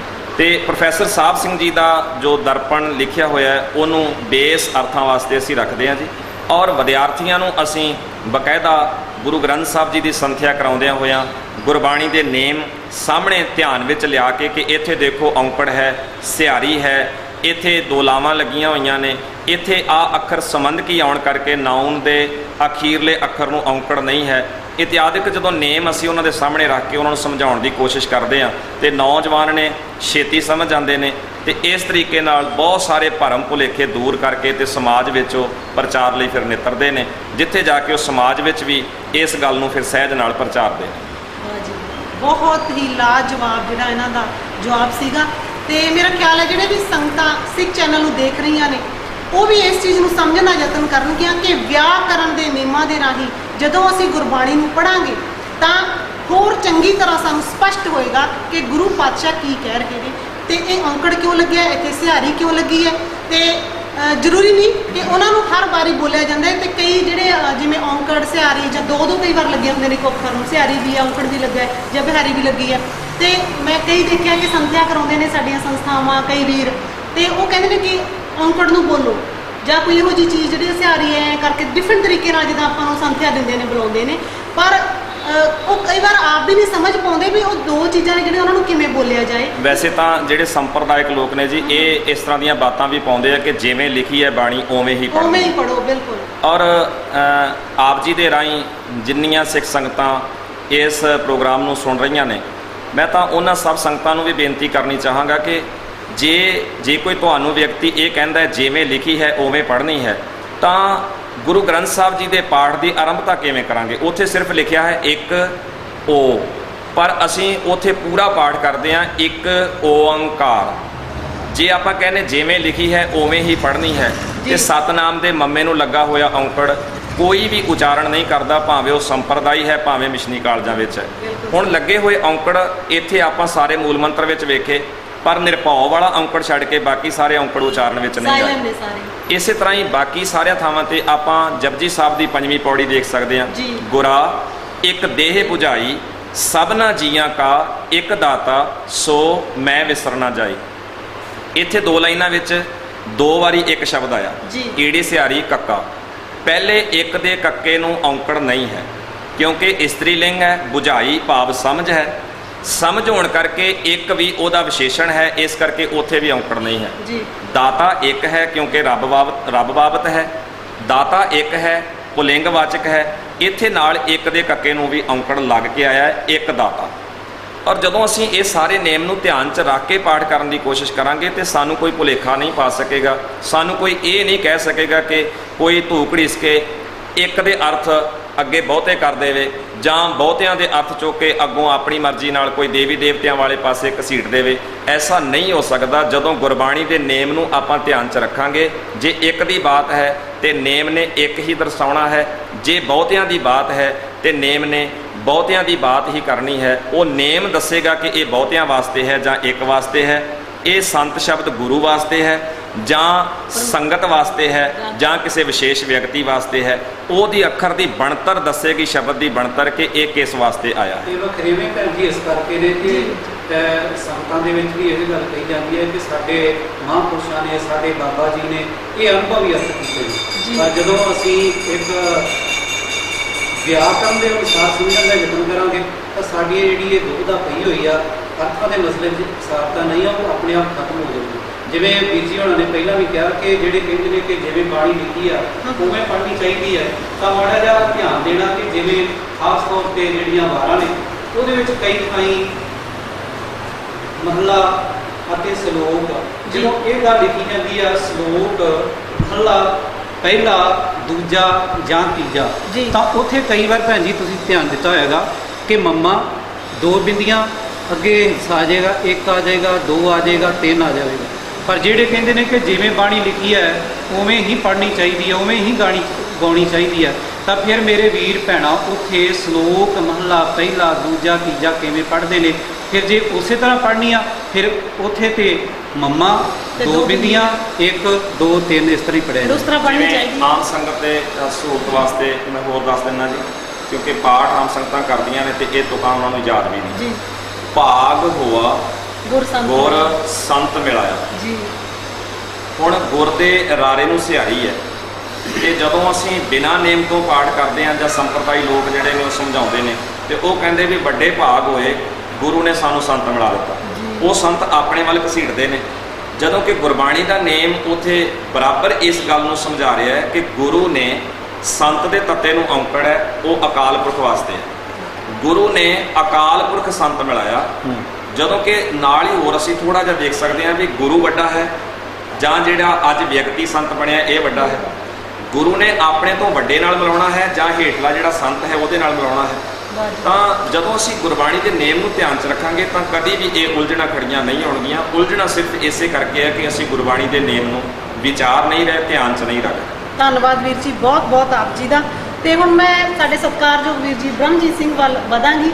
ਤੁਸੀਂ ਵੀ ਇਸ ਕਾਲਜ ਦੇ ਵਿੱਚ ਵਿਦਿਆਰਥੀਆਂ ਨੂੰ ਸਿੱਖਿਆ ਦੇ ਰਹੇ ਹੋ, ਧਰਮ ਦੀ ਸਿੱਖਿਆ, ਤੇ ਮੈਨੂੰ ਤੁਸੀਂ ਦੱਸੋ ਕਿ ਸਾਡਾ ਜਿਹੜਾ ਇਤਿਹਾਸ ਹੈ, ਸਾਡੀ ਹਿਸਟਰੀ, ਸਿੱਖ ਹਿਸਟਰੀ, ਉਹਦੇ 'ਚ ਬਹੁਤ ਮਿਲਾਵਟ ਹੈ, ਕਿਉਂਕਿ ਬਹੁਤ ਤਰ੍ਹਾਂ ਦੀਆਂ ਜਿਹੜੇ ਜਨਮ ਸਾਖੀਆਂ ਜਾਂ ਹੋਰ ਲਿਖੀਆਂ ਹੋਈਆਂ ਨੇ, ਜਾਂ ਹੁਣ ਵੀ ਇਤਿਹਾਸਕਾਰਾਂ ਵੱਲੋਂ ਅਲੱਗ-ਅਲੱਗ ਤਰੀਕੇ ਨਾਲ ਲਿਖਿਆ ਜਾ ਰਿਹਾ। ਕਿਸੇ ਨੇ ਕਿਹਾ ਵੀ ਗੁਰੂ ਹਰਗੋਬਿੰਦ ਸਾਹਿਬ ਦੇ 5-6 ਵਿਆਹ ਸੀ, ਕੋਈ ਕਹਿੰਦੇ ਨਹੀਂ ਇੱਕੋ ਹੀ ਸੀ, ਕੋਈ ਕਹਿੰਦੇ ਕਿ ਗੁਰੂ ਗੋਬਿੰਦ ਸਿੰਘ ਜੀ ਦੇ 3 ਵਿਆਹ ਸੀਗੇ, ਤੇ ਕਈ ਮੰਨਦੇ ਇੱਕੋ ਹੀ ਸੀ। ਜਿਹਦਾ ਸਿਰਫ ਇਹ ਤਾਂ ਜਸਟ ਐਗਜ਼ਾਮਪਲ ਆ, ਹੋਰ ਬਹੁਤ ਕੁਛ ਇੱਦਾਂ ਦਾ। ਤੇ ਤੁਸੀਂ ਉਹਨੂੰ ਪਰਖਣ ਵਾਸਤੇ ਕਿਹੜਾ ਤਰੀਕਾ ਜਾਂ ਕਿਹੜੀ ਵਿਧੀ ਅਪਣਾਉਂਦੇ ਹੋ? ਇਹਦਾ ਜਵਾਬ ਸਾਨੂੰ ਗੁਰਬਾਣੀ ਦੇ ਵਿੱਚੋਂ ਬੜਾ ਸਪਸ਼ਟ ਮਿਲ ਜਾਂਦਾ ਵਾ। ਮੈਂ ਗੁਰਬਾਣੀ ਆਧਾਰ ਹੈ, ਗੁਰਬਾਣੀ ਲਾਗ ਰਹਾ ਜੀ। ਅਸਲ ਦੇ ਵਿੱਚ ਜਿਹੜਾ ਇਤਿਹਾਸ ਹੈ ਉਹ ਹੈ ਜੀਵਿਆ ਗਿਆ ਜੀਵਨ ਗੁਰੂਆਂ ਦੁਆਰਾ ਜਾਂ ਸਿੱਖਾਂ ਦੁਆਰਾ ਜੀ। ਤੇ ਲਾਜ਼ਮੀ ਜੀ ਗੱਲ ਹੈ, ਜਦੋਂ ਗੁਰਬਾਣੀ ਇਹ ਗੱਲ ਕਹਿੰਦੀ ਹੈ ਵੀ ਗੁਰਸਿੱਖ ਮੀਤ ਚਲੋ ਗੁਰ ਚਾਲੀ, ਜੋ ਗੁਰ ਕਹੈ ਸੋਈ ਭਲ ਮਾਨੋ, ਹਰ ਹਰ ਕਥਾ ਨਿਰਾਲੀ। ਜੀ। ਤੇ ਜੇ ਵਾਕਈ ਅਸੀਂ ਉਹਨਾਂ ਸਿੱਖਾਂ ਨੂੰ ਇਹ ਮੰਨਦੇ ਹਾਂ ਕਿ ਉਹ ਆਪਣੇ ਗੁਰੂ ਦੇ ਪ੍ਰਤੀ ਸਮਰਪਣ ਦੀ ਭਾਵਨਾ ਰੱਖਦੇ ਸੀ, ਤੇ ਲਾਜ਼ਮੀ ਜੀ ਗੱਲ ਹੈ ਗੁਰੂ ਦੇ ਹੁਕਮਾਂ ਦੇ ਅਨੁਸਾਰ ਤੁਰਦੇ ਹੋਣਗੇ। ਸੋ ਜੋ ਗੁਰਬਾਣੀ ਨੇ ਆਖਿਆ ਹੈ ਉਹੀ ਅਸਲ ਦੇ ਵਿੱਚ ਉਹਨਾਂ ਦਾ ਜੀਵਨ ਹੋਏਗਾ। ਵੈਸਾ ਹੀ ਜੀਵਨ ਗੁਰੂ ਸਾਹਿਬਾਨ ਨੇ ਜੀਵਿਆ। ਜਾਂ ਤੇ ਅਸੀਂ ਇਹ ਆਖਦੀ, ਕਿਉਂਕਿ ਸਾਡੇ ਕੋਲ ਇੱਕ ਮੁਸ਼ਕਲ ਇਹ ਆਉਂਦੀ ਹੈ ਵੀ ਜਦੋਂ ਗੁਰਬਾਣੀ ਕਿਸੇ ਗੱਲ ਨੂੰ ਕਿਸੇ ਹੋਰ ਤਰੀਕੇ ਨਾਲ ਕਹਿੰਦੀ ਹੈ ਤੇ ਸਾਡੇ ਵਿਅਕਤੀ ਕਿਸੇ ਹੋਰ ਤਰੀਕੇ ਨਾਲ ਪ੍ਰਚਾਰਦੇ ਨੇ। ਮਿਸਾਲ ਦੇ ਤੌਰ ਤੇ ਕਰਾਮਾਤਾਂ ਦੀ ਭਰਮਾਰ ਹੈ ਸਾਡੇ ਸਾਰੇ ਇਤਿਹਾਸ ਦੇ ਵਿੱਚ ਜੀ। ਜਦਕਿ ਪਹਿਲੀ ਪੌੜੀ ਹੁਕਮ ਰਜ਼ਾਈ ਚੱਲਣਾ ਦੀ ਗੱਲ ਕਰਦੀ ਹੈ। ਹੁਣ ਦੋਵਾਂ 'ਚ ਕਿੰਨਾ ਵੱਡਾ ਡਿਫਰੈਂਸ ਹੈ। ਜਦ ਤੁਸੀਂ ਆਪਣੀਆਂ ਕਾਮਨਾਵਾਂ ਵੀ ਸਾਹਮਣੇ ਰੱਖ ਰਹੇ ਹੋ ਤੇ ਕਿਸੇ ਬੰਦੇ ਨੂੰ ਕਹਿ ਰਹੇ ਹੋ ਕਿ ਕੁਦਰਤੀ ਨੇਮ ਨੂੰ ਬਦਲ ਜੀ, ਇੱਕ ਤੁਸੀਂ ਇੱਛਾ ਰੱਖ ਰਹੇ ਹੋ, ਫਿਰ ਇੱਕ ਵਿਅਕਤੀ ਕਹਿੰਦਾ ਵੀ ਹਾਂ ਮੈਂ ਬਦਲਾਂਗਾ, ਤੇ ਹੁਕਮ ਰਜ਼ਾਈ ਤਾਂ ਦੋਵੇਂ ਪਾਸੇ ਨਹੀਂ ਰਹਿ ਗਿਆ। ਦੋਵੇਂ ਧਿਰਾਂ ਉਸ ਨੂੰ ਨਹੀਂ ਮੰਨ ਰਹੀਆਂ। ਇੱਕ ਪਾਸੇ ਅਸੀਂ ਹੁਕਮ ਰਜ਼ਾਈ ਦੀ ਗੱਲ ਸੁਣਾ ਰਹੇ ਹਾਂ, ਦੂਸਰੇ ਪਾਸੇ ਅਸੀਂ ਕਰਾਮਾਤੀ ਸਾਖੀਆਂ ਦੀ ਭਰਮਾਰ ਲਗਾਈ ਹੈ। ਕਿਤੇ ਮਹਾਰਾਜ ਦੀ ਰਬਾਬ ਉੱਡ ਰਹੀ ਹੈ ਜੀ, ਕਿਤੇ ਪੁੱਤਰਾਂ ਦੇ ਵਰ ਦਿੱਤੇ ਜਾ ਰਹੇ ਨੇ, ਕਿਤੇ ਕੋਈ ਮਰਿਆ ਹੋਇਆ ਬੰਦਾ ਜਿਹੜਾ ਹੈ ਉਸ ਨੂੰ ਜਿਉਂਦਾ ਕੀਤਾ ਜਾ ਰਿਹਾ। ਤੇ ਜਿਨ੍ਹਾਂ ਦੀ ਬੇਹੱਦ ਕੀਮਤੀ ਲੋੜ ਸੀ, ਜੇ ਜਿਉਂਦਾ ਕਰਨ ਦੀ ਲੋੜ ਸੀ, ਤੇ ਸ਼ਾਇਦ ਚਮਕੌਰ ਦੀ ਗੜੀ ਵਿੱਚ ਖਲੋਤੇ ਹੋਏ ਉਹ ਸਿੰਘਾਂ ਨਾਲੋਂ ਜ਼ਿਆਦਾ ਕੀਮਤੀ ਕੋਈ ਵੀ ਨਹੀਂ ਸੀਗਾ, ਉਹ ਸ਼ਹੀਦੀਆਂ ਪਾ ਗਏ। ਸਾਡਾ ਇਤਿਹਾਸ ਜਿਹੜਾ ਹੈ ਉਹ ਗੁਰਬਾਣੀ ਬੇਸ ਨਹੀਂ ਹੈਗਾ। ਗੁਰਬਾਣੀ ਕੁਝ ਹੋਰ ਕਹਿੰਦੀ ਹੈ, ਅਸੀਂ ਕੁਝ ਹੋਰ ਪ੍ਰਚਾਰਦੇ ਹਾਂ। ਤੇ ਇਹਦੇ ਵਿੱਚ ਇੱਕ ਬਹੁਤ ਵੱਡਾ ਫਰਕ ਹੈ ਵੀ ਇਤਿਹਾਸ ਲਿਖਣ ਵਾਲੇ ਵਿਅਕਤੀਆਂ ਦੀ ਮਾਨਸਿਕਤਾ ਕੈਸੀ ਹੈ। ਅੱਜ ਜਿਹੜੀ ਮਾਨਸਿਕਤਾ ਕੰਮ ਕਰ ਰਹੀ ਹੈ, ਜਿਹੜੇ ਵਿਅਕਤੀਆਂ ਕੋਲ ਸਰੋਤ ਹੈਗੇ ਨੇ ਇਤਿਹਾਸ ਲਿਖਣ ਦੇ, ਭਾਵੇਂ ਉਹ ਯੂਨੀਵਰਸਿਟੀਆਂ ਵਿੱਚ ਬੈਠੇ ਹੋਏ ਨੇ, ਉਹਨਾਂ ਦੀ ਮਾਨਸਿਕਤਾ ਆਪਣੇ ਮਾਲਕਾਂ ਨੂੰ ਖੁਸ਼ ਕਰਨ ਤੋਂ ਜ਼ਿਆਦਾ ਹੋਰ ਕੁਝ ਵੀ ਨਹੀਂ ਹੈ। ਉਹ ਸਿਰਫ ਆਪਣੇ ਮਾਲਕਾਂ ਨੂੰ ਖੁਸ਼ ਕਰਨਾ ਚਾਹੁੰਦੇ ਨੇ ਵੀ ਜੋ ਪ੍ਰਚਲਿਤ ਚੱਲ ਰਿਹਾ ਵਾ ਉਸ ਨੂੰ ਉਸੇ ਤਰੀਕੇ ਨਾਲ ਵਧਾ ਚੜਾ ਕੇ ਲਿਖੋ। ਕਿਸੇ ਨੂੰ ਕਿਤਾਬ ਛਾਪਣ ਵਾਸਤੇ ਪੈਸਾ ਕਿਸੇ ਸਾਧ ਸੰਤ ਤੋਂ ਆ ਰਿਹਾ ਵਾ, ਉਹ ਸੱਚਾਈ ਕਿਉਂ ਲਿਖੇਗਾ? ਮਤਲਬ ਰਿਸਕ ਨਹੀਂ ਲੈਣਾ ਚਾਹੁੰਦੇ, ਕੋਈ ਰਿਸਕ ਨਹੀਂ ਲੈਣਾ ਚਾਹੁੰਦੇ। ਇਤਿਹਾਸ ਨੂੰ ਗੁਰਬਾਣੀ ਦੇ ਕਸਵੱਟੀ ਉੱਤੇ, ਸਾਨੂੰ ਗੁਰਬਾਣੀ ਦੀ ਕਸਵੱਟੀ ਤੇ ਇਤਿਹਾਸ ਕਿਵੇਂ ਲਿਖਣਾ ਜਾਂ ਗੱਲਾਂ ਨੂੰ ਕਿਵੇਂ ਪਰਖਣਾ ਸਤਿਗੁਰ ਨੇ ਸੇਧ ਬਖਸ਼ੀ ਹੈ ਜੀ। ਬ੍ਰਾਹਮਣ ਕਹਿੰਦਾ ਵੀ ਧਰਤੀ ਥੱਲੇ ਬੈਲ ਖਲੋਤਾ ਹੈ, ਗੁਰੂ ਸਾਹਿਬ ਕਹਿੰਦੇ ਨੇ ਵੀ ਧਰਤੀ ਹੋਰ ਪਰੈ ਹੋਰ ਤਿਸਤੈ ਭਾਰਤ ਲੈ ਕਵਣ ਜੋਰ, ਪਰਖਿਆ ਇਤਿਹਾਸ ਨੂੰ। ਕਹਿੰਦੇ ਇਹ ਗਲਤ ਹੈ, ਫਿਰ ਬੈਲ ਕਾਹਤੇ ਖਲੋਤਾ ਹੈ? ਕਬੀਰ ਜੀ ਆਖਦੇ ਨੇ, ਕਹਿੰਦੇ ਓਏ ਜੋ ਦਿਸੇ ਅੰਬਰ ਤਾਰੇ ਕਿਨੋਂ ਚੀਤੇ ਚੀਤਣ ਹਾਰੇ। ਪਰਖਿਆ ਵਾ ਉਹਨਾਂ ਦੀ ਗੱਲ ਨੂੰ ਵੀ ਦੱਸ ਵੀ ਪੰਡਤ ਅੰਬਰ ਕਾਸਿਓਂ ਲੱਗਾ, ਅੰਬਰ ਕਿੱਥੇ ਲੱਗਿਆ ਵਾ, ਕਾਹਨਾਂ ਟਿਕਿਆ ਹੋਇਆ ਵਾ। ਦਲੀਲ ਦੀ ਕਸਵੱਟੀ ਉੱਤੇ ਜਦੋਂ ਅਸੀਂ ਇਤਿਹਾਸ ਨੂੰ ਰੱਖਾਂਗੇ ਤੇ ਇਤਿਹਾਸ ਸੁਣਾਉਣ ਦਾ ਮਕਸਦ ਸਾਡਾ ਇਹ ਹੋਵੇ ਕਿ ਸਾਡਾ ਜੀਵਨ ਪੁਰਾਤਨ ਗੁਰਸਿੱਖਾਂ ਵਾਲੇ ਸਬਰ ਸੰਤੋਖ ਵਾਲਾ ਜੀਵਨ ਹੋਣਾ ਚਾਹੀਦਾ, ਫਿਰ ਤਾਂ ਅਸੀਂ ਇਤਿਹਾਸ ਸੁਣਾਵਾਂਗੇ ਗੁਰਬਾਣੀ ਅਨੁਸਾਰ। ਸਾਡਾ ਮਕਸਦ ਕੀ ਹੈ? ਇਤਿਹਾਸ ਸੁਣਾਉਣ ਦਾ। ਸੰਪਰਦਾਵਾਂ ਸੁਣਾਉਂਦੀਆਂ ਨੇ, ਸਾਡੀ ਸੰਪਰਦਾ ਜੀ ਮਹਾਰਾਜ ਤੋਂ ਚੱਲੀ ਹੈ, ਉਹਨਾਂ ਨੇ ਉਸ ਤਰੀਕੇ ਨਾਲ ਇਤਿਹਾਸ ਸੁਣਾਉਣਾ ਵਾ। ਕੋਈ ਜਿਹੜਾ ਵਿਅਕਤੀ ਆਪਣੇ ਆਪ ਨੂੰ ਸਾਧ ਸੰਤ ਆ ਕੇ ਤੇ ਉਹ ਸਟੇਜ ਦੇ ਉੱਤੇ ਬੈਠਾ, ਉਹ ਇਤਿਹਾਸ ਇਸ ਤਰ੍ਹਾਂ ਸੁਣਾ ਰਿਹਾ ਕਿ ਵੱਧ ਤੋਂ ਵੱਧ ਮੇਰੀ ਪ੍ਰਮੋਸ਼ਨ ਹੋਵੇ, ਉਹ ਉਸ ਤਰੀਕੇ ਨਾਲ ਇਤਿਹਾਸ ਸੁਣਾ ਰਿਹਾ ਹੈ। ਇਤਿਹਾਸ ਲਿਖਣ ਵਾਲਿਆਂ ਦੀ ਮੈਂਟੈਲਿਟੀ, ਉਹਨਾਂ ਦਾ ਜਿਹੜਾ ਰਾਜਸੀ ਪ੍ਰਭਾਵ ਉਹਨਾਂ ਉੱਤੇ ਕੰਮ ਕਰ ਰਿਹਾ, ਉਹਨਾਂ ਉੱਤੇ ਜੋ ਸੰਗਤ ਦਾ ਪੀਅਰ ਪ੍ਰੈਸ਼ਰ ਕੰਮ ਕਰਦਾ, ਆਪਣੇ ਆਲੇ ਦੁਆਲੇ ਦਾ ਪ੍ਰੈਸ਼ਰ ਕੰਮ ਕਰਦਾ, ਰਿਸਕ ਲੈਣ ਦੀ ਭਾਵਨਾ ਘੱਟ ਹੈ, ਸਿਦਕ ਨਹੀਂ ਹੈ, ਦ੍ਰਿੜਤਾ ਨਹੀਂ ਹੈ, ਉਹਨਾਂ ਚੀਜ਼ਾਂ ਦੇ ਨਾਲ ਸਾਡਾ ਇਤਿਹਾਸ ਇਤਨਾ ਗੰਧਲਾ ਹੋ ਗਿਆ ਹੈ ਕਿ ਭਾਵੇਂ ਉਹ ਗੁਰਬਿਲਾਸ ਪਾਤਸ਼ਾਹੀ 6ਵੀਂ ਹੋਵੇ, ਭਾਵੇਂ ਉਹ ਮਹਿਮਾ ਪ੍ਰਕਾਸ਼ ਹੋਵੇ, ਸੰਤੋਖ ਸਿੰਘ ਜੀ ਹੋਰਾਂ ਦਾ ਸੂਰਜ ਪ੍ਰਕਾਸ਼ ਗ੍ਰੰਥ ਹੋਵੇ, ਇਸ ਤੋਂ ਇਲਾਵਾ ਗੁਰਬਿਲਾਸ ਪਾਤਸ਼ਾਹੀ 10ਵੀਂ ਹੋਵੇ, ਸਾਰਿਆਂ ਨੇ ਤਾਣ ਲਗਾ ਕੇ ਗੁਰੂ ਮਹਾਰਾਜ ਦੇ ਜੀਵਨ ਨੂੰ ਵਿਭਚਾਰੀ ਸਾਬਤ ਕਰਨ ਦੀ ਕੋਸ਼ਿਸ਼ ਕੀਤੀ ਹੈ, ਆਲਸੀ ਦਲਿਦਰੀ ਸਾਬਤ ਕਰਨ ਦੀ ਕੋਸ਼ਿਸ਼ ਕੀਤੀ ਹੈ, ਜਾਂ ਸਾਡੇ ਇਤਿਹਾਸ ਨੂੰ ਕਰਾਮਾਤੀ ਰੰਗਤ ਦੇ ਕੇ ਸਿੱਖ ਇਤਿਹਾਸ ਵਿੱਚੋਂ ਜੋ ਉਦਮ ਕਰਕੇ ਸਮਾਜਿਕ ਬਦਲਾਅ ਲਿਆਉਣ ਦੀ ਭਾਵਨਾ ਸੀ, ਜੋ ਕ੍ਰਾਂਤੀ ਦੀ ਭਾਵਨਾ ਸੀ, ਉਹ ਪੂਰਨ ਤੌਰ ਤੇ ਤਹਿਸ ਨਹਿਸ ਹੋ ਚੁੱਕੀ ਹੈ। ਦੇਖੋ ਜੀ, ਇੰਨਾ ਪਿਆਰਾ ਉਪਦੇਸ਼ ਗੁਰੂ ਸਾਹਿਬ ਨੇ ਬਾਣੀ ਵਿੱਚ ਬਖਸ਼ਿਸ਼ ਕੀਤਾ ਆ ਜੀ ਵੀਰ ਜੀ, ਔਰ ਗੁਰੂ ਸਾਹਿਬ ਦੇ ਉਸ ਉਪਦੇਸ਼ ਨੂੰ, ਇਤਿਹਾਸ ਨੂੰ ਪੇਸ਼ ਕਰਦਿਆਂ ਸਾਨੂੰ ਜ਼ਰੂਰ ਧਿਆਨ 'ਚ ਰੱਖ ਲੈਣਾ ਚਾਹੀਦਾ। ਜੇਕਰ ਗੁਰੂ ਸਾਹਿਬ ਆਪ ਜੋ ਬਾਣੀ ਉਚਾਰਨ ਕਰਕੇ ਗਏ, ਜਿਸ ਬਾਣੀ ਦਾ ਸਾਨੂੰ ਉਪਦੇਸ਼ ਦਿੰਦਿਆਂ ਸਦਾ ਲਈ ਉਹਦੇ ਲੜ ਲਾ ਕੇ ਗਏ ਨੇ, ਕਦੀ ਵੀ ਗੁਰੂ ਸਾਹਿਬਾਨ, ਗੁਰਸਿੱਖ ਜਾਂ ਭਗਤ ਸਾਹਿਬਾਨ ਆਪਣੇ ਇਸ ਕਹੇ ਹੋਏ ਬੋਲਾਂ ਤੋਂ ਉਲਟ ਨਹੀਂ ਜਾ ਸਕਦੇ। ਜੇ ਅਸੀਂ ਇਹ ਕਹਿਣ ਦੀ ਕੋਸ਼ਿਸ਼ ਕਰ ਰਹੇ ਹਾਂ ਵੀ ਉਹਨਾਂ ਨੇ ਕਿਹਾ ਕੁਛ ਸੀਗਾ, ਕੀਤਾ ਕੁਛ ਆ, ਤੇ ਬਾਬਾ ਫਰੀਦ ਜੀ ਦਾ ਇਹ ਬਚਨ ਸਾਨੂੰ ਜ਼ਰੂਰ ਧਿਆਨ 'ਚ ਪਹਿਲਾਂ ਰੱਖ ਲੈਣਾ ਚਾਹੀਦਾ ਹੈ। ਫਰੀਦਾ ਦਿਲੋਂ ਮੁਹੱਬਤ ਜਿਨ ਸੇਈ ਸੱਚਿਆ, ਜਿਨ ਮਨ ਹੋਰ ਮੁਖ ਹੋਰ ਸੇ ਕਾਂਢੇ ਕੱਚਿਆ। ਜਦੋਂ ਕਿ ਇਹ ਬਾਤ ਗੁਰੂ ਸਾਹਿਬਾਨ ਦੇ ਜੀਵਨ ਤੇ ਕਦੇ ਵੀ ਨਹੀਂ ਢੁਕਦੀ। ਉਹਨਾਂ ਨੇ ਜੋ ਕਿਹਾ ਸੀ ਉਹ ਕਰਕੇ ਵਿਖਾਇਆ ਆ, ਔਰ ਜੋ ਉਹਨਾਂ ਨੇ ਕਿਹਾ ਸੀ ਉਹਦੇ ਮੁਤਾਬਕ ਹੀ ਸਾਨੂੰ ਚੱਲਣ ਲਈ ਸਦਾ ਲਈ ਪ੍ਰੇਰਿਤ ਕੀਤਾ ਹੈ ਕਿ ਤੁਸੀਂ ਇਹਦੇ ਮੁਤਾਬਕ ਹੀ ਤੁਰਨਾ। ਡਾਕਟਰ ਕਿਰਪਾਲ ਸਿੰਘ ਦੀ ਇੱਕ ਮੈਨੂੰ ਗੱਲ ਯਾਦ ਆ ਗਈ, ਜਨਸਾਖੀ ਪਰੰਪਰਾ ਵਿੱਚ ਜੀ ਉਹ ਇੱਕ ਟੂਕ ਬੜੀ ਕਮਾਲ ਦੀ ਦਿੰਦੀ ਜੀ। ਉਹ ਕਹਿੰਦੇ ਸਿੱਖ ਧਰਮ ਦੀ ਵਿਆਖਿਆ ਦੋ ਕਨਸੈਪਟ ਵਿੱਚ ਹੋਈ ਹੈ ਜੀ। ਇੱਕ ਬ੍ਰਾਹਮਣੀ ਕਰਮਕਾਂਡ, ਇੱਕ ਇਸਲਾਮਿਕ ਕਰਾਮਾਤੀ ਕਥਾ ਕਹਾਣੀ। ਇਹਨਾਂ ਦੋ ਕਨਸੈਪਟ ਜਿਹੜਾ ਸਿੱਖ ਸਿਧਾਂਤ ਹੈ ਨਾ ਉਹ ਪੇਸ਼ ਕੀਤਾ ਗਿਆ, ਨਾ ਕਿ ਗੁਰੂ ਗ੍ਰੰਥ ਸਾਹਿਬ ਦੇ ਸਿਧਾਂਤ ਮੁਤਾਬਕ। ਹਾਂਜੀ, ਇੱਕ ਚੀਜ਼ ਜੋ ਖਾਸ ਅਹਿਮੀਅਤ ਰੱਖਦੀ ਹੈ ਉਹ ਸਾਡੇ ਸਾਰੇ ਸਿੱਖ ਜਨਤਾ ਨੂੰ, ਸਾਡੀ ਸਿੱਖ ਲੋਕਾਈ ਨੂੰ ਸਮਝਣ ਦੀ ਲੋੜ ਹੈ।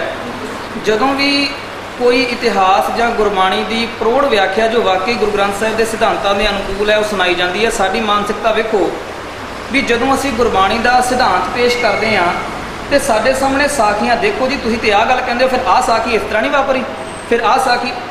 ਕਹਿਣ ਤੋਂ ਮੁਰਾਦ ਇਹ ਹੈ ਵੀ ਅਸੀਂ ਗੁਰਬਾਣੀ ਅਨੁਸਾਰ ਇਤਿਹਾਸ ਦੀ ਪੜਚੋਲ ਨਹੀਂ ਕਰ ਰਹੇ, ਮਿਥਿਹਾਸ ਤੇ ਅਖੌਤੀ ਕਹਾਣੀਆਂ ਅਨੁਸਾਰ ਗੁਰਬਾਣੀ ਨੂੰ ਢਾਲਣ ਦਾ ਯਤਨ ਕਰ ਰਹੇ ਹਾਂ। ਇਹ ਅਸਲ 'ਚ ਹੋਇਆ ਕਿਉਂ ਹੈ, ਉਸ ਦਾ ਇੱਕ ਖਾਸ ਕਾਰਨ ਹੈ। ਜਿਹੜੀ ਕਲਾਬੀ ਇਸ ਚੀਜ਼ ਨੂੰ ਪ੍ਰਮੋਟ ਕਰਦੀ ਹੈ ਉਹ ਕਿਉਂ ਕਰਦੀ ਹੈ? ਕਿਉਂਕਿ ਉਹ ਵਿਅਕਤੀ ਗੁਰਬਾਣੀ ਦੀ ਸੰਪਾਦਨਾ ਅੱਗੇ ਹਾਰੇ ਹੋਏ ਨੇ, ਗੁਰਬਾਣੀ 'ਚ ਰਲਾ ਨਹੀਂ ਪਾ ਸਕੇ ਜੀ। ਹੁਣ ਗੁਰਬਾਣੀ ਨੂੰ ਕਿਵੇਂ ਬਦਲਿਆ ਜਾਏ ਜਾਂ ਉਸ ਨੂੰ ਕਿਵੇਂ ਡੀਗ੍ਰੇਡ ਕੀਤਾ ਜਾਵੇ, ਉਸ ਨੂੰ ਕਿਵੇਂ ਥੱਲੇ ਲਾਇਆ ਜਾਵੇ, ਸਿੱਖਾਂ ਨੂੰ ਗੁਰਬਾਣੀ ਸਿਧਾਂਤਾਂ ਤੋਂ ਦੂਰ ਕਿਵੇਂ ਕੀਤਾ ਜਾਵੇ? ਇੱਕੋ ਤਰੀਕਾ ਵਾ ਵੀ ਮਿਥਿਹਾਸ ਨੂੰ ਪ੍ਰਮੋਟ ਕਰੋ ਵੱਧ ਤੋਂ ਵੱਧ। ਮਿਥਿਹਾਸ ਪ੍ਰਮੋਟ ਹੋ ਜਾਏਗਾ, ਗੁਰਬਾਣੀ ਸੈਕਿੰਡ ਨੰਬਰ ਤੇ ਆ ਜਾਏਗੀ। ਇਤਿਹਾਸ ਨੂੰ ਕੋਈ ਚੁਣੌਤੀ ਨਹੀਂ ਦੇ ਸਕਦਾ ਛੇਤੀ ਕੀਤਾ, ਲਓ ਜੀ ਆਪਣੇ ਗੁਰਸਿੱਖਾਂ ਤੇ ਸ਼ੱਕ ਕਰਦੇ ਹੋ। ਫਿਰ ਇਤਿਹਾਸ ਨੂੰ ਕੋਈ ਕਿੰਤੂ ਪਰੰਤੂ ਨਹੀਂ ਕਰ ਸਕਦਾ। ਪਹਿਲੇ ਇਹ ਗੱਲ ਕਹੀ ਜਾਂਦੀ ਕਿੰਤੂ ਕੋਈ ਨਹੀਂ ਕਰਨਾ ਜੀ, ਸਵਾਲ ਕੋਈ ਨਹੀਂ ਕਰਨਾ। ਜਿੱਥੇ ਦਲੀਲ ਦੇ ਆਧਾਰ ਦੇ ਉੱਤੇ ਇਤਿਹਾਸ ਨੂੰ ਪਰਖਿਆ ਨਹੀਂ ਜਾਂਦਾ ਉੱਥੇ ਫਿਰ ਅੰਨੇ ਤੇ ਬੋਲੇ ਵਿਅਕਤੀ ਦਾ ਪੈਦਾ ਹੋ ਸਕਦੇ ਨੇ, ਗੂੰਗੇ ਵਿਅਕਤੀ ਪੈਦਾ ਹੋ ਸਕਦੇ ਨੇ। ਕ੍ਰਾਂਤੀਆਂ ਕਦੀ ਨਹੀਂ ਉੱਠਦੀਆਂ।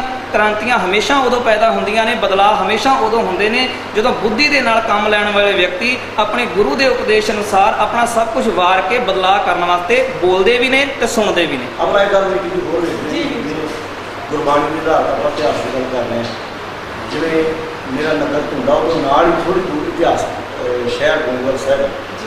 ਹੁਣ ਗੁਰੂ ਅਮਰਦਾਸ ਜੀ ਦਾ ਆਪਾਂ ਜਦੋਂ ਬਾਣੀ ਵਿੱਚੋਂ ਉਪਦੇਸ਼ ਪੜ੍ਹਦੇ ਹਾਂ ਤਾਂ ਉਹ ਕਹਿੰਦੇ ਆਓ ਸਿੱਖ ਸਤਿਗੁਰੂ ਕੇ ਪਿਆਰਿਓ ਗਾਓ ਸੱਚੀ ਬਾਣੀ, ਬਾਣੀ ਤਾਂ ਗਾਓ ਗੁਰੂ ਕੇਰੀ ਬਾਣੀ ਅਸਰ ਬਾਣੀ। ਹੁਣ ਉਹ ਉਪਦੇਸ਼ ਦੇ ਰਿਹਾ ਕਿ ਬਾਣੀ ਗਾਉਣੀ, ਪਰ ਅੱਜ ਵੇਖੋ ਇਤਿਹਾਸ ਜਿਵੇਂ ਵੀਰ ਬ੍ਰਹਮ ਜੀ ਨੇ ਗੱਲ ਕਹੀ ਹੈ, ਬਿਲਕੁਲ ਸਹੀ ਗੱਲ ਆ ਕਿ ਉੱਥੇ ਗੁਰੂ ਸਾਹਿਬ ਦੇ ਕੇਸ ਤੇ ਚੋਲਾ ਦਸਤਾਰ ਛੋਟੀ ਜਿਹੀ ਉੱਥੇ ਰੱਖੀ ਹੋਈ ਆ। ਆਏ ਗਏ ਯਾਤਰੂ 'ਤੇ ਪ੍ਰਭਾਵ ਇਹ ਪੈ ਰਿਹਾ ਵੀ ਗੁਰੂ ਸਾਹਿਬ ਦਾ ਇਹ ਬਹੁਤ ਪਵਿੱਤਰ ਚੀਜ਼ਾਂ, ਇਹਨੂੰ ਅਸੀਂ ਪੂਜਣਾ। ਗੁਰਬਾਣੀ ਦਾ ਉਪਦੇਸ਼ ਸਾਡੇ ਜੀਵਨ 'ਚੋਂ ਪਾਸੇ ਕਰਤਾ ਗਿਆ। ਇਤਿਹਾਸ ਦੇ ਵਿੱਚ ਐਸੀਆਂ ਚੀਜ਼ਾਂ ਸਾਡੇ ਸਾਹਮਣੇ ਗੁਰਦੁਆਰਿਆਂ ਦੇ ਵਿੱਚ ਉਹ ਕਰਾਮਾਤ, ਜਿਵੇਂ ਗੁਰੂ ਤੇਗ ਬਹਾਦਰ ਸਾਹਿਬ ਆ ਜੀ, ਉਸ ਆਪਣੇ ਜੀਵਨ ਦੇ ਵਿੱਚੋਂ ਜਾਂ ਬਾਣੀ ਵਿੱਚੋਂ ਸਾਨੂੰ ਵਧੀਆ ਜੀਵਨ ਜਿਉਣ ਦੀ ਪ੍ਰੇਰਨਾ ਦੇ ਰਿਹਾ, ਪਰ ਉਹਨਾਂ ਦੇ ਨਾਂ 'ਤੇ ਭੂਰਾ ਬਣਾਤਾ। ਕਹਿਣ ਦੀ ਗੱਲ ਹੈ ਕਿ ਇਤਿਹਾਸ ਸਾਡੇ ਸਾਹਮਣੇ ਗੁਰਬਾਣੀ ਤੋਂ ਉਲਟ ਪੇਸ਼ ਕਰਤਾ। ਅੱਜ ਜਦੋਂ ਸਾਨੂੰ ਬੁਲਾਰਿਆਂ ਨੂੰ ਸਭ ਤੋਂ ਵੱਡੀ ਸਮੱਸਿਆ ਦਾ ਸਾਹਮਣਾ ਕਰਨਾ ਪੈ ਰਿਹਾ, ਜਦੋਂ ਅਸੀਂ ਗੁਰਬਾਣੀ ਦੀ ਕਸਵੱਟੀ ਦੇ ਇਤਿਹਾਸ ਪਰਖਦੇ ਹਾਂ ਤੇ ਬਹੁਤ ਇਹਨਾਂ ਸਾਨੂੰ ਵਿਰੋਧ ਚੱਲਣਾ ਪੈ ਰਿਹਾ, ਕਿਉਂਕਿ ਬਾਬਿਆਂ ਨੇ, ਪ੍ਰਚਾਰਕਾਂ ਨੇ ਇੰਨਾ ਰਲਗੜ ਇਤਿਹਾਸ ਕਰ ਦਿੱਤਾ ਵਾ ਕਿ ਅੱਜ ਸਾਡੇ ਸਾਹਮਣੇ ਬਹੁਤ ਵੱਡੀ ਚੁਣੌਤੀ ਆ ਕਿ ਗੁਰਬਾਣੀ ਪੜ੍ਹੀ ਨਹੀਂ ਜਾ ਰਹੀ, ਗੁਰਬਾਣੀ ਵਿਚਾਰੀ ਨਹੀਂ ਜਾ ਰਹੀ, ਤੇ ਬਹੁਤ ਜ਼ਿਆਦਾ ਡੇਰੇ ਸੰਪਰਦਾਵਾਂ ਜਿਹੜੀਆਂ ਵਾ ਕੱਚਾ ਇਤਿਹਾਸ ਲੋਕਾਂ ਵਿੱਚ ਪੇਸ਼ ਕਰ ਰਹੀਆਂ। ਕਿੰਨੀਆਂ ਮਾਰਕੀਟ ਵਿੱਚ ਪੁਸਤਕਾਂ ਤੁਸੀਂ ਵੇਖ ਲਓ, ਕੁਝ ਉਂਗਲਾਂ 'ਤੇ ਗਿਣਨ ਵਾਲੀਆਂ ਪੁਸਤਕਾਂ ਜਿਹੜੀਆਂ ਗੁਰਬਾਣੀ ਦੇ ਆਧਾਰ 'ਤੇ ਇਤਿਹਾਸ ਜਿਹੜਾ ਵਾ ਸੋਧ ਕੇ ਸਮਾਜ ਦੇ ਵਿੱਚ ਪੇਸ਼ ਕਰ ਰਹੀਆਂ। ਲਿਖਾਰੀਆਂ ਨੇ ਮੈਂ ਇੱਕ ਛੋਟੀ ਜਿਹੀ ਗੱਲ ਕਰ ਲਵਾਂ ਕਿ ਕਈ ਇਤਿਹਾਸਕ ਘਟਨਾਵਾਂ ਨੂੰ ਇਸ ਤਰ੍ਹਾਂ ਉੱਤੇ ਪਰਦਾ ਪਾਇਆ ਗਿਆ ਕਿ ਸਿੱਖ ਸੰਗਤਾਂ ਜਿਹੜੀਆਂ ਉਹ ਬਿਲਕੁਲ ਅਣਜਾਣ, ਆਪਣੇ ਸੋਚ ਦੀ ਵਰਤੋਂ ਨਹੀਂ ਕਰਦੀਆਂ। ਜਿਵੇਂ 10ਵੇਂ ਪਾਤਸ਼ਾਹ ਜੀ ਦੇ ਬਾਬਤ ਇਹ ਪ੍ਰਚਾਰ ਕੀਤਾ ਜਾਂਦਾ ਜੀ ਉਹ ਜੋਤੀ ਜੋ ਸਮਾਏ ਨਹੀਂ, ਘੋੜੇ ਸਮੇਤ ਆਲੋਪ ਹੋ ਗਏ। ਇਸੇ ਤਰ੍ਹਾਂ ਖੰਡੇ ਬਾਟੇ ਦੀ ਕੋਲ ਸਮੇਤ ਤੰਬੂ ਦੇ ਵਿੱਚ ਕੀ ਹੋਇਆ, ਜਾਂ ਗੁਰੂ ਨਾਨਕ ਸਾਹਿਬ ਜੀ ਦਾ ਜਦੋਂ ਅਸੀਂ ਅੰਤਲਾ ਸਮਾਂ ਉਹ ਕਿਤਾਬਾਂ ਵਿੱਚੋਂ ਪੜ੍ਹਦੇ ਹਾਂ ਲਿਖਾਰੀ ਜਾਂ ਜਿਹੜੀਆਂ ਸਾਖੀਆਂ, ਉੱਥੇ ਵੀ ਇਹ ਦਰਸਾਇਆ ਗਿਆ ਕਿ ਮੁਸਲਮਾਨ ਅਤੇ ਹਿੰਦੂ ਵੀਰ ਨੇ ਜਿਹੜੇ ਉਹ ਲੜਦੇ ਨੇ ਕਿ ਇਹ ਸਾਡਾ ਗੁਰੂ ਸੀ। ਤੇ ਜੇ ਥੋੜ੍ਹੀ ਜਿਹੀ ਦਿਮਾਗ ਦੀ ਵਰਤੋਂ, ਅਕਲ ਦੀ ਵਰਤੋਂ ਕੀਤੀ ਜਾਵੇ ਤਾਂ ਉਦੋਂ ਜਿਹੜੇ ਸਿੱਖ ਸਨ, ਬਾਬਾ ਲਹਿਣਾ ਜੀ ਕਿੱਥੇ ਸਨ, ਬਾਬਾ ਬੁੱਢਾ ਜੀ ਕਿੱਥੇ ਸਨ, ਫਿਰ ਉਹ ਸਿੱਖ ਕਿੱਥੇ ਸਨ? ਸੋ ਉੱਥੇ ਅਕਲ ਦੀ ਵਰਤੋਂ ਸਾਨੂੰ ਆਪ ਕਰਨੀ ਪਏਗੀ। ਇਹ ਜਿਹੜੇ ਬਹੁਤ ਸਾਰੇ ਪਰਦੇ ਅਜੇ ਪਏ ਹੋਏ ਨੇ। ਜਿਵੇਂ ਵੀਰ ਸਰਜੀਤ ਸਿੰਘ ਜੀ ਨੇ ਗੱਲ ਕੀਤੀ ਜੀ ਗੁਰੂ ਅਮਰਦਾਸ ਜੀ ਦੇ ਜੀਵਨ ਵਿੱਚੋਂ ਤੇ ਉਹਨਾਂ ਦੀ ਬਾਣੀ ਵਿੱਚੋਂ। ਗੁਰੂ ਅਮਰਦਾਸ ਆਪ ਆਨੰਦ ਸਾਹਿਬ ਬਾਣੀ ਅੰਦਰ ਕਿੰਨਾ ਪਿਆਰਾ ਮੁੱਖ ਵਾਕ ਦਿੰਦੇ ਆ, ਜੇ ਕੋ ਗੁਰ ਤੇ ਵੇਮੁਖ ਹੋਵੇ ਬਿਨ ਸਤਿਗੁਰ ਮੁਕਤ ਨਾ ਪਾਵੇ। ਪਾਵੈ ਮੁਕਤ ਨਾ ਹੋਰ ਥੈ ਕੋਈ, ਪੁੱਛੋ ਬਵੇਕੀਆਂ ਜਾਏ। ਹੁਣ ਜਦੋਂ ਸਤਿਗੁਰੂ ਜੀ ਦਾ ਇਹ ਮੁੱਖ ਵਾਕ ਆਪਾਂ ਪੜ੍ਹਿਆ ਤੇ ਸਤਿਗੁਰੂ ਤੋਂ ਬਿਨਾਂ ਮੁਕਤੀ ਕਿਸੇ ਨੂੰ ਨਹੀਂ ਮਿਲਦੀ। ਪਰ ਜਦੋਂ ਗੋਇੰਦਵਾਲ ਦੇ ਇਤਿਹਾਸ ਨੂੰ ਪੜ੍ਹਦੇ ਆ ਤਾਂ ਉੱਥੇ ਪ੍ਰਚਾਰ ਸਾਡੇ ਵਿੱਚ ਅੱਜ ਇਹ ਹੋ ਚੁੱਕਾ ਆ ਕਿ ਕੇਵਲ ਨਹਾਉਣ ਨਾਲ, ਪਾਣੀ 'ਚ ਚੁੱਭੀਆਂ ਲਾਉਣ ਨਾਲ ਹੀ ਮੁਕਤੀ ਹੋਏਗੀ। ਜਦੋਂ ਕਿ ਗੁਰੂ ਅਮਰਦਾਸ ਆਪ ਹੀ ਕਹਿ ਰਹੇ ਆ, ਪਾਵੈ ਮੁਕਤ ਨਾ ਹੋਰ ਥੈ। ਹੋਰ ਥੈ ਦਾ ਮਤਲਬ ਹੀ ਹੈ ਗੁਰੂ ਤੋਂ ਬਿਨਾਂ ਕਿਸੇ ਹੋਰ ਥਾਂ ਤੋਂ ਕੋਈ ਮੁਕਤੀ ਕਿਸੇ ਨੂੰ ਨਹੀਂ ਮਿਲਣੀ। ਭਾਵੇਂ ਤੁਸੀਂ ਵਿਚਾਰ ਕਰਕੇ ਦੇਖ ਲਓ, ਭਾਵੇਂ ਤੁਸੀਂ ਜ਼ੋਰ ਲਾ ਕੇ ਦੇਖ ਲਓ, ਮੁਕਤੀ ਕੇਵਲ ਗੁਰੂ ਅਨੁਸਾਰ ਜੀਵਿਆਂ ਹੀ ਮਿਲਣੀ ਹੈ, ਹੋਰ ਕਿਤੇ ਨਹੀਂ ਮਿਲਣੀ। ਇਸ ਤਰ੍ਹਾਂ ਦੇ ਗੁਰਬਾਣੀ ਤੋਂ ਉਲਟ ਬਹੁਤ ਕੁਝ ਜਿਹੜੇ ਕੰਮ ਆ ਜਾਂ ਬਹੁਤ ਸਾਰੇ ਭਰਮ ਭੁਲੇਖੇ ਆ ਉਹ ਸਾਡੇ 'ਚ ਪ੍ਰਚਲਿਤ ਆ। ਲੋੜ ਤਾਂ ਇਸ ਵੇਲੇ ਇਹ ਹੈ ਕਿ ਗੁਰਬਾਣੀ ਨੂੰ ਪੜ੍ਹੀਏ। ਸਿਰਮੌਰ ਗੁਰਬਾਣੀ ਹੈ, ਗੁਰਬਾਣੀ ਦੇ ਅਨੁਸਾਰ ਆਪਣੇ ਆਪ ਨੂੰ ਢਾਲਣ ਲਈ ਮੈਂ ਤਾਂ ਇਸ ਤਰ੍ਹਾਂ ਵੀ ਕਹਿਣ ਨੂੰ ਤਿਆਰ ਹਾਂ, ਪਹਿਲਾਂ ਗੁਰਬਾਣੀ, ਗੁਰਬਾਣੀ ਦੀ ਰੌਸ਼ਨੀ ਵਿੱਚ ਇਤਿਹਾਸ, ਤੇ ਗੁਰਬਾਣੀ ਇਤਿਹਾਸ ਦੀ ਰੌਸ਼ਨੀ ਵਿੱਚ ਅਸੀਂ ਆਪਣੇ ਆਪ ਨੂੰ ਖਿਲਾਰੀਏ। ਇਸ ਵੇਲੇ ਹਾਲਤ ਸਾਡੀ ਇਸ ਤਰ੍ਹਾਂ ਹੋਈ ਪਈ ਹੈ, ਗੁਰਬਾਣੀ ਕੁਝ ਕਹਿ ਰਹੀ ਹੈ, ਇਤਿਹਾਸ ਸਾਡਾ ਕੁਝ ਬਿਆਨ ਕਰਦਾ ਹੈ ਤੇ ਅਸੀਂ ਕਿਸੇ ਹੋਰ ਪਾਸੇ ਨੂੰ ਤੁਰੇ ਹੋਏ ਹਾਂ। ਸਾਡੀਆਂ ਤਿੰਨੇ ਚੀਜ਼ਾਂ ਆਪਸ ਵਿੱਚ ਮੇਲ ਨਹੀਂ ਖਾ ਰਹੀਆਂ। ਜਦੋਂ ਕਿ ਹੁਣ ਸਾਨੂੰ ਜੇ ਲੋੜ ਹੈ ਤੇ ਕਰਨਾ ਚਾਹੀਦਾ ਹੈ ਗੁਰਬਾਣੀ, ਗੁਰਬਾਣੀ ਦੀ ਰੌਸ਼ਨੀ ਵਿੱਚ ਇਤਿਹਾਸ, ਤੇ ਇਤਿਹਾਸ ਤੇ ਗੁਰਬਾਣੀ ਦੀ ਰੌਸ਼ਨੀ ਵਿੱਚ ਅਸੀਂ ਆਪਣੇ ਆਪ ਨੂੰ ਖੜਿਆ ਕਰੀਏ, ਫਿਰ ਸਾਡਾ ਸਮਾਜ ਚੜ੍ਹਦੀ ਕਲਾ ਵੱਲ ਤੁਰੇਗਾ। ਬਿਲਕੁਲ ਵੀਰ ਜੀ। ਹੁਣ ਮੈਂ ਪ੍ਰੋਫੈਸਰ ਸਰਬਜੀਤ ਸਿੰਘ ਧੁੰਦਾ ਵੱਲ ਜਾਵਾਂ, ਸਾਡੇ ਸਤਿਕਾਰਯੋਗ ਵੀਰ ਜੀ ਜਿਨ੍ਹਾਂ ਨੂੰ ਤੁਸੀਂ ਕਾਫੀ ਸਟੇਜਾਂ ਤੇ ਦੇਖਿਆ ਹੋਣਾ, ਸਿੱਖ ਚੈਨਲ ਦੇ ਉੱਪਰ ਵੀ ਇਹਨਾਂ ਦੇ ਕਾਫੀ ਪ੍ਰੋਗਰਾਮ ਆਉਂਦੇ ਰਹਿੰਦੇ ਨੇ ਤੇ ਇਸ ਕਾਲਜ ਦੇ ਵਿੱਚ ਹੀ ਇਹਨਾਂ ਨੇ ਸਟੱਡੀ ਕੀਤੀ ਹੈ ਤੇ ਹੁਣ ਹੋਰ ਵਿਦਿਆਰਥੀਆਂ ਨੂੰ ਵੀ ਗੁਰਮਤਿ ਦਾ ਗਿਆਨ ਹੈ ਜਿਹੜਾ ਉਹ ਬਖਸ਼ਣ ਦਾ ਜਿਹੜਾ ਚੰਗਾ ਯਤਨ ਹੈ ਉਹ ਕਰ ਰਹੇ ਨੇ। ਘਰ ਪਰਿਵਾਰ ਦੀ ਸੇਵਾ ਨਿਭਾਉਂਦੇ ਹੋਏ ਸਾਰੇ ਹੀ ਸਾਡੇ ਵੀਰ ਇਸ ਪਾਸੇ ਲੱਗੇ ਹੋਏ ਨੇ। ਜਿੰਨਾ ਵੀ ਧੰਨਵਾਦ ਕਰੀਏ ਸਟਾਫ ਦਾ ਉਨਾ ਹੀ ਥੋੜ੍ਹਾ। ਮੈਂ ਵੀਰ ਜੀ ਆਪ ਜੀ ਨੂੰ ਇੱਕ ਸਵਾਲ ਕਰਾਂਗੀ ਕਿ ਜਿਹੜੇ ਹਰ ਇੱਕ ਧਾਰਮਿਕ ਵਕਤ ਹੈ, ਭਾਵੇਂ ਉਹ ਕਥਾਵਾਚਕ ਹੈ, ਭਾਵੇਂ ਕੋਈ ਸੰਤ ਸੰਪਰਦਾਇ ਨਾਲ ਸੰਬੰਧਿਤ ਹੈ, ਬਹੁਤ ਸਾਰੇ ਤਕਰੀਬਨ ਇਹ ਕਹਿੰਦੇ ਨੇ ਜੀ ਅਸੀਂ ਤਾਂ ਸਿਰਫ ਧਾਰਮਿਕ ਇਨਸਾਨ ਆ ਤੇ ਰਾਜਨੀਤੀ ਨਾਲ ਸਾਡਾ ਕੋਈ ਸੰਬੰਧ ਨਹੀਂ। ਤੇ ਪਰ ਆਪਾਂ ਜਦੋਂ ਦੇਖੀਏ ਪਿਛੋਕੜ ਜਾਂ ਹੁਣ ਵੀ ਤਾਂ ਅਸਲੀਅਤ ਕੁਝ ਹੋਰ ਹੈ, ਕਿਉਂਕਿ ਉਹ ਲੋਕ ਵੀ ਅੰਦਰੋਂ ਗਤੀ ਸਿਆਸਤ ਨਾਲ ਤਾਂ ਜੁੜੇ ਹੋਏ ਨੇ ਤੇ ਈਵਨ ਗੁਰੂ ਨਾਨਕ ਸਾਹਿਬ ਜਾਂ ਹੋਰ ਗੁਰੂ ਸਾਹਿਬਾਨ ਵੀ ਨਾਲ ਸਿਆਸਤ ਦੀ ਗੱਲ ਕਰਦੇ ਨੇ ਗੁਰਬਾਣੀ 'ਚ। ਗਲਤ ਸਿਆਸਤ ਨੂੰ ਉਹਨਾਂ ਨੇ ਭੰਡਿਆ ਤੇ ਗੁਰੂ ਗੋਬਿੰਦ ਸਿੰਘ ਜੀ ਜਾਂ ਗੁਰੂ ਹਰਗੋਬਿੰਦ ਸਾਹਿਬ ਤਾਂ ਉਹਨਾਂ ਨੂੰ ਆਪਾਂ ਜਾਣਦੇ ਹਾਂ ਕਿ ਉਹ ਪੂਰੇ ਸਾਡੇ ਪੋਲੀਟੀਕਲ ਲੀਡਰ ਵੀ ਨਾਲ ਸੀ, ਅੱਗੋਂ ਵੀ ਸਿੱਖ ਸਰਦਾਰ ਇਸੇ ਤਰ੍ਹਾਂ ਰਹੇ ਨੇ। ਤੇ ਜਿਹੜੇ ਅੱਜ ਦੀ ਜੋ ਗਲਤ ਸਿਆਸਤ ਹੈ ਜਾਂ ਸਾਡੇ ਇਹੋ ਜਿਹੇ ਪੋਲੀਟੀਕਲ ਲੀਡਰ ਨੇ ਜਿਹੜੇ ਕੁਰਾਹੇ ਪੈ ਚੁੱਕੇ ਨੇ ਤੇ ਉਹਨਾਂ ਦੇ ਬਾਰੇ ਕਦੀ ਇਸ ਕਾਲਜ ਦੇ ਵਿੱਚ ਪ੍ਰੋਫੈਸਰ ਹੁੰਦੇ ਆ ਤੁਸੀਂ ਵਿਦਿਆਰਥੀਆਂ ਨੂੰ ਕਿਹੋ ਜਿਹਾ ਦੱਸਿਆ ਜਾਂ ਆਪ ਸਟੇਜਾਂ ਤੇ ਬੋਲਦੇ ਹੋ ਕਿ ਹਾਂ ਬਈ ਜੇ ਇਹ ਗਲਤ ਹੋ ਰਿਹਾ ਹੈ ਤਾਂ ਉਹਨੂੰ ਗਲਤ ਕਹਿਣ ਦੀ ਸਾਡੇ 'ਚ ਹਿੰਮਤ ਤੇ ਜ਼ਰੂਰਤ ਵੀ ਹੋਣੀ ਚਾਹੀਦੀ ਹੈ? ਤੁਸੀਂ ਕੀ ਕਹੋਗੇ? ਬਿਲਕੁਲ ਭੈਣ ਜੀ, ਬਹੁਤ ਵਧੀਆ ਤੁਸੀਂ ਅੱਜ ਇਹ ਜਿਹੜਾ ਵਿਸ਼ਾ ਹੈ ਇਹ ਚੁਣਿਆ ਹੈ ਕਿ ਧਰਮ ਤੇ ਰਾਜਨੀਤੀ ਕੀ ਇਹ ਵੱਖ-ਵੱਖ ਨੇ। ਆਮ ਕਰਕੇ ਧਾਰਮਿਕ ਸਟੇਜਾਂ ਦੇ ਉੱਪਰ ਹਰ ਦਿਨ ਬੁਲਾਰੇ ਜਿਹੜੇ ਬੋਲਦੇ ਨੇ ਕਿ ਧਰਮ ਦਾ ਰਾਜਨੀਤੀ ਨਾਲ ਕੋਈ ਸੰਬੰਧ ਨਹੀਂ ਹੈਗਾ ਤੇ ਮੈਂ ਕਹਿੰਦਾ ਐਡਾ ਗੂੜਾ ਸੰਬੰਧ ਵਾ ਕਿ ਰਾਜਨੀਤੀ ਦੇ ਸਿਰ ਦੇ ਉੱਪਰ ਜਿੰਨੀ ਦੇਰ ਤੱਕ ਧਰਮ ਦਾ ਕੁੰਡਾ ਨਹੀਂ ਹੋਏਗਾ ਉਨੀ ਦੇਰ ਤੱਕ ਰਾਜਨੀਤਿਕ ਸਹੀ ਫੈਸਲੇ ਨਹੀਂ ਕਰ ਸਕਦਾ, ਚਾਹੇ ਉਹ ਕੋਈ ਵੀ ਵਿਅਕਤੀ ਹੋਵੇ। ਆਪਾਂ ਬਾਣੀ 'ਚੋਂ ਵੇਖ ਲੈਂਦੇ ਹਾਂ, ਗੱਲ ਕਰਤੀ ਰਾਜੇ ਕਸਾਈ। ਹੁਣ ਇਹ ਰਾਜੇ ਨੂੰ ਕਸਾਈ ਕਹਿਣਾ ਮੈਂ ਸਮਝਾਂ ਗੁਰੂ ਸਾਹਿਬ ਦੀ ਕਿੱਡੀ ਵੱਡੀ ਗੱਲ ਆ ਤੇ ਗੁਰੂ ਪਾਤਸ਼ਾਹ ਨੇ ਵੀ ਪਤਾ ਕਿ ਇੱਕ ਰਾਜੇ ਨੂੰ ਕਸਾਈ ਕਹਿਣਾ ਇੱਕ ਬਹੁਤ ਵੱਡੀ ਦੁਸ਼ਮਣੀ ਪਾ ਲੈਣਾ ਜੀ। ਪਰ ਅੱਜ ਦੇ ਸਮੇਂ 'ਚ ਬੁਲਾਰਾ ਰਾਜੇ ਨੂੰ ਕਸਾਈ ਕਵੇ, ਉਹਨੂੰ ਪਤਾ ਕਿ ਬਹੁਤਿਆਂ ਰਾਜਿਆਂ ਦੇ ਕੋਲ ਧਾਰਮਿਕ ਸਟੇਜਾਂ ਨੇ ਤੇ ਹੋ ਸਕਦਾ ਉਹਨਾਂ ਰਾਜਿਆਂ ਦੇ ਨਾਲ ਸਾਧ ਬਾਬਿਆਂ ਦਾ ਬੜਾ ਨੇੜਲਾ ਸੰਬੰਧ ਵਾ, ਹੋ ਸਕਦਾ ਮੇਰੇ ਕੋਲ ਸਟੇਜਾਂ ਗਵਾਚ ਜਾਣ। ਮੈਂ ਅਕਸਰ ਕਥਾ ਦੇ ਵਿੱਚ ਇਹ ਗੱਲ ਆਮ ਦਰਾਉਣਾ ਕਿ ਬਹੁਤੀ ਵਾਰੀ ਸਾਡੇ ਧਰਮ ਦੀ ਗੱਲ ਕਰਨ ਵਾਲੇ ਜਿਹੜੇ ਨੇ ਉਹ ਰਾਜਨੀਤਿਕ ਪ੍ਰੈਸ਼ਰ ਹੇਠ ਬੋਲਦੇ ਨੇ ਵੀ ਇਹਨਾਂ ਦੇ ਨਾਲ ਡੇਰੇਦਾਰਾਂ ਦਾ ਸੰਬੰਧ ਆ। ਜੇ ਆਪਾਂ ਇਹਨਾਂ ਬਾਰੇ ਬੋਲਿਆ ਤੇ ਡੇਰੇਦਾਰਾਂ ਨੇ ਨਹੀਂ ਆਪਾਂ ਨੂੰ ਸੱਦਣਾ ਤੇ ਸਾਡੀ ਰੋਜੀ ਰੋਟੀ ਵਿੱਚ ਕੋਈ ਫਰਕ ਪਵੇਗਾ, ਬਿਲਕੁਲ ਖੁੱਸ ਜਾਣੀਆਂ। ਆਪਾਂ ਗੁਰਬਾਣੀ 'ਚ ਵੇਲੇ ਕੱਲ ਕਾਤੀ ਰਾਜੇ ਕਸਾਈ ਜਾਂ ਭਾਈ ਗੁਰਦਾਸ ਜੀ ਦੀਆਂ ਪੌੜੀਆਂ ਆਪਾਂ ਵੇਖ ਲਈਏ ਵੀ ਰਾਜੇ ਪਾਪ ਕਮਾਉਂਦੇ ਜਿਹੜੀ ਆ ਉਲਟੀ ਵਾੜ ਖੇਤ ਕੋ ਖਾਈ, ਕਿੰਨੀਆਂ ਉਦਾਹਰਨਾਂ ਸਾਨੂੰ ਮਿਲਦੀਆਂ। ਆਪਾਂ ਥੋੜ੍ਹਾ ਜਿਹਾ ਇਤਿਹਾਸਕ ਪੱਖ ਲੈਂਦੇ ਹਾਂ। ਗੁਰੂ ਨਾਨਕ ਸਾਹਿਬ ਤੋਂ ਲੈ ਕੇ ਦਸਮ ਪਾਤਸ਼ਾਹ ਤੱਕ ਜਦੋਂ 8 ਅਕਤੂਬਰ 1708 ਵਿੱਚ ਗੁਰੂ ਗੋਬਿੰਦ ਸਿੰਘ ਮਹਾਰਾਜ ਹਜ਼ੂਰ ਸਾਹਿਬ ਜੋਤੀ ਜੋ ਸਮਾਉਂਦੇ ਨੇ ਤੇ ਉਹ ਬਾਬਾ ਬੰਦਾ ਸਿੰਘ ਬਹਾਦਰ ਨੂੰ ਪੰਜਾਬ ਦੀ ਧਰਤੀ ਵੱਲ ਨੂੰ ਤੋਰਦੇ ਨੇ। ਸਿੱਖ ਰਾਜ ਕਿਵੇਂ ਬਣਿਆ ਤੇ ਸਿੱਖ ਰਾਜ ਕਿਵੇਂ ਗਿਆ, ਗਿਆਨੀ ਸੋਹਣ ਸਿੰਘ ਸੀਤਲ ਦੀਆਂ 2 ਪੁਸਤਕਾਂ ਨੇ। ਸਿੱਖ ਰਾਜ ਕਿਵੇਂ ਬਣਿਆ ਵਿੱਚ ਗਿਆਨੀ ਸੋਹਣ ਸਿੰਘ ਸੀਤਲ ਨੇ ਬੜੀਆਂ ਗਜ਼ਬ ਦੀਆਂ ਗੱਲਾਂ ਲਿਖੀਆਂ ਨੇ। ਜਦੋਂ ਬਾਬਾ ਬੰਦਾ ਸਿੰਘ ਬਹਾਦਰ ਨੂੰ ਉਹ ਪੰਜਾਬ ਨੂੰ ਤੋਰਦੇ ਨੇ ਤੇ ਜਦੋਂ ਸਰਹੰਦ ਨੂੰ ਫਤਿਹ ਕਰਦਾ ਬਾਬਾ ਬੰਦਾ ਸਿੰਘ ਬਹਾਦਰ, ਪੰਜਾਬ ਦਾ ਬਾਦਸ਼ਾਹ ਪਹਿਲਾ ਬਾਬਾ ਬੰਦਾ ਸਿੰਘ ਬਹਾਦਰ ਬਣਦਾ ਤੇ ਸਰਹੰਦ ਦਾ ਪਹਿਲਾ ਸੂਬੇਦਾਰ, ਪਹਿਲਾ ਸੂਬਾ ਸਰਹੰਦ ਸੀ ਵਜ਼ੀਰ ਖਾਂ, ਪਹਿਲਾ ਜਿਹੜਾ ਸੂਬੇਦਾਰ ਵਾ ਉਹ ਸਰਦਾਰ ਬਾਦ ਸਿੰਘ ਨੂੰ ਬਣਾਉਂਦਾ। ਇਹ ਤੋਂ ਪਤਾ ਲੱਗਦਾ ਕਿ ਜੇ ਰਾਜ ਦੀਆਂ ਗੱਲਾਂ ਕੀਤੀਆਂ। ਦੂਜੀ ਗੱਲ ਬਾਬਾ ਬੰਦਾ ਸਿੰਘ ਬਹਾਦਰ ਨੇ ਕਮਾਲ ਦੀ ਇਹ ਕੀਤੀ कि ਜ਼ਿਮੀਂਦਾਰਾ ਜਿਹੜਾ ਹੈਗਾ ਸੀ ਉਹ ਕੰਮ ਬੰਦ ਕੀਤਾ ਕਿ ਜਿਹੜੇ ਆਮ ਗਰੀਬ ਕਿਸਾਨ ਨੇ ਉਹ ਵਿਚਾਰੇ ਸਿੱਧੀ ਫਸਲ ਨਹੀਂ ਸੀ ਆਪਣੀ ਵੇਚ ਸਕਦੇ, ਵਿੱਚ ਵੱਡੇ ਵੱਡੇ ਜ਼ਿਮੀਂਦਾਰ ਲੱਤ ਡਾਉਂਦੇ ਸਨ। ਬੰਦਾ ਸਿੰਘ ਬਹਾਦਰ ਨੇ ਜ਼ਿਮੀਂਦਾਰਾ ਖਤਮ ਕਰਕੇ ਸਿੱਧੇ ਗਰੀਬ ਕਿਸਾਨ ਨੂੰ ਕਿਹਾ ਤੇਰੀ ਫਸਲ ਜਿਹੜੀ ਆਮ ਜਿਹੜੀ ਆ ਵੇਚੀ ਜਾ ਸਕਦੀ ਆ, ਤੈਨੂੰ ਪੂਰਨ ਤੌਰ ਤੇ ਤੂੰ ਸਿੱਧਾ ਸਰਕਾਰ ਨਾਲ ਜੁੜ, ਤੂੰ ਆਜ਼ਾਦ ਹੈ।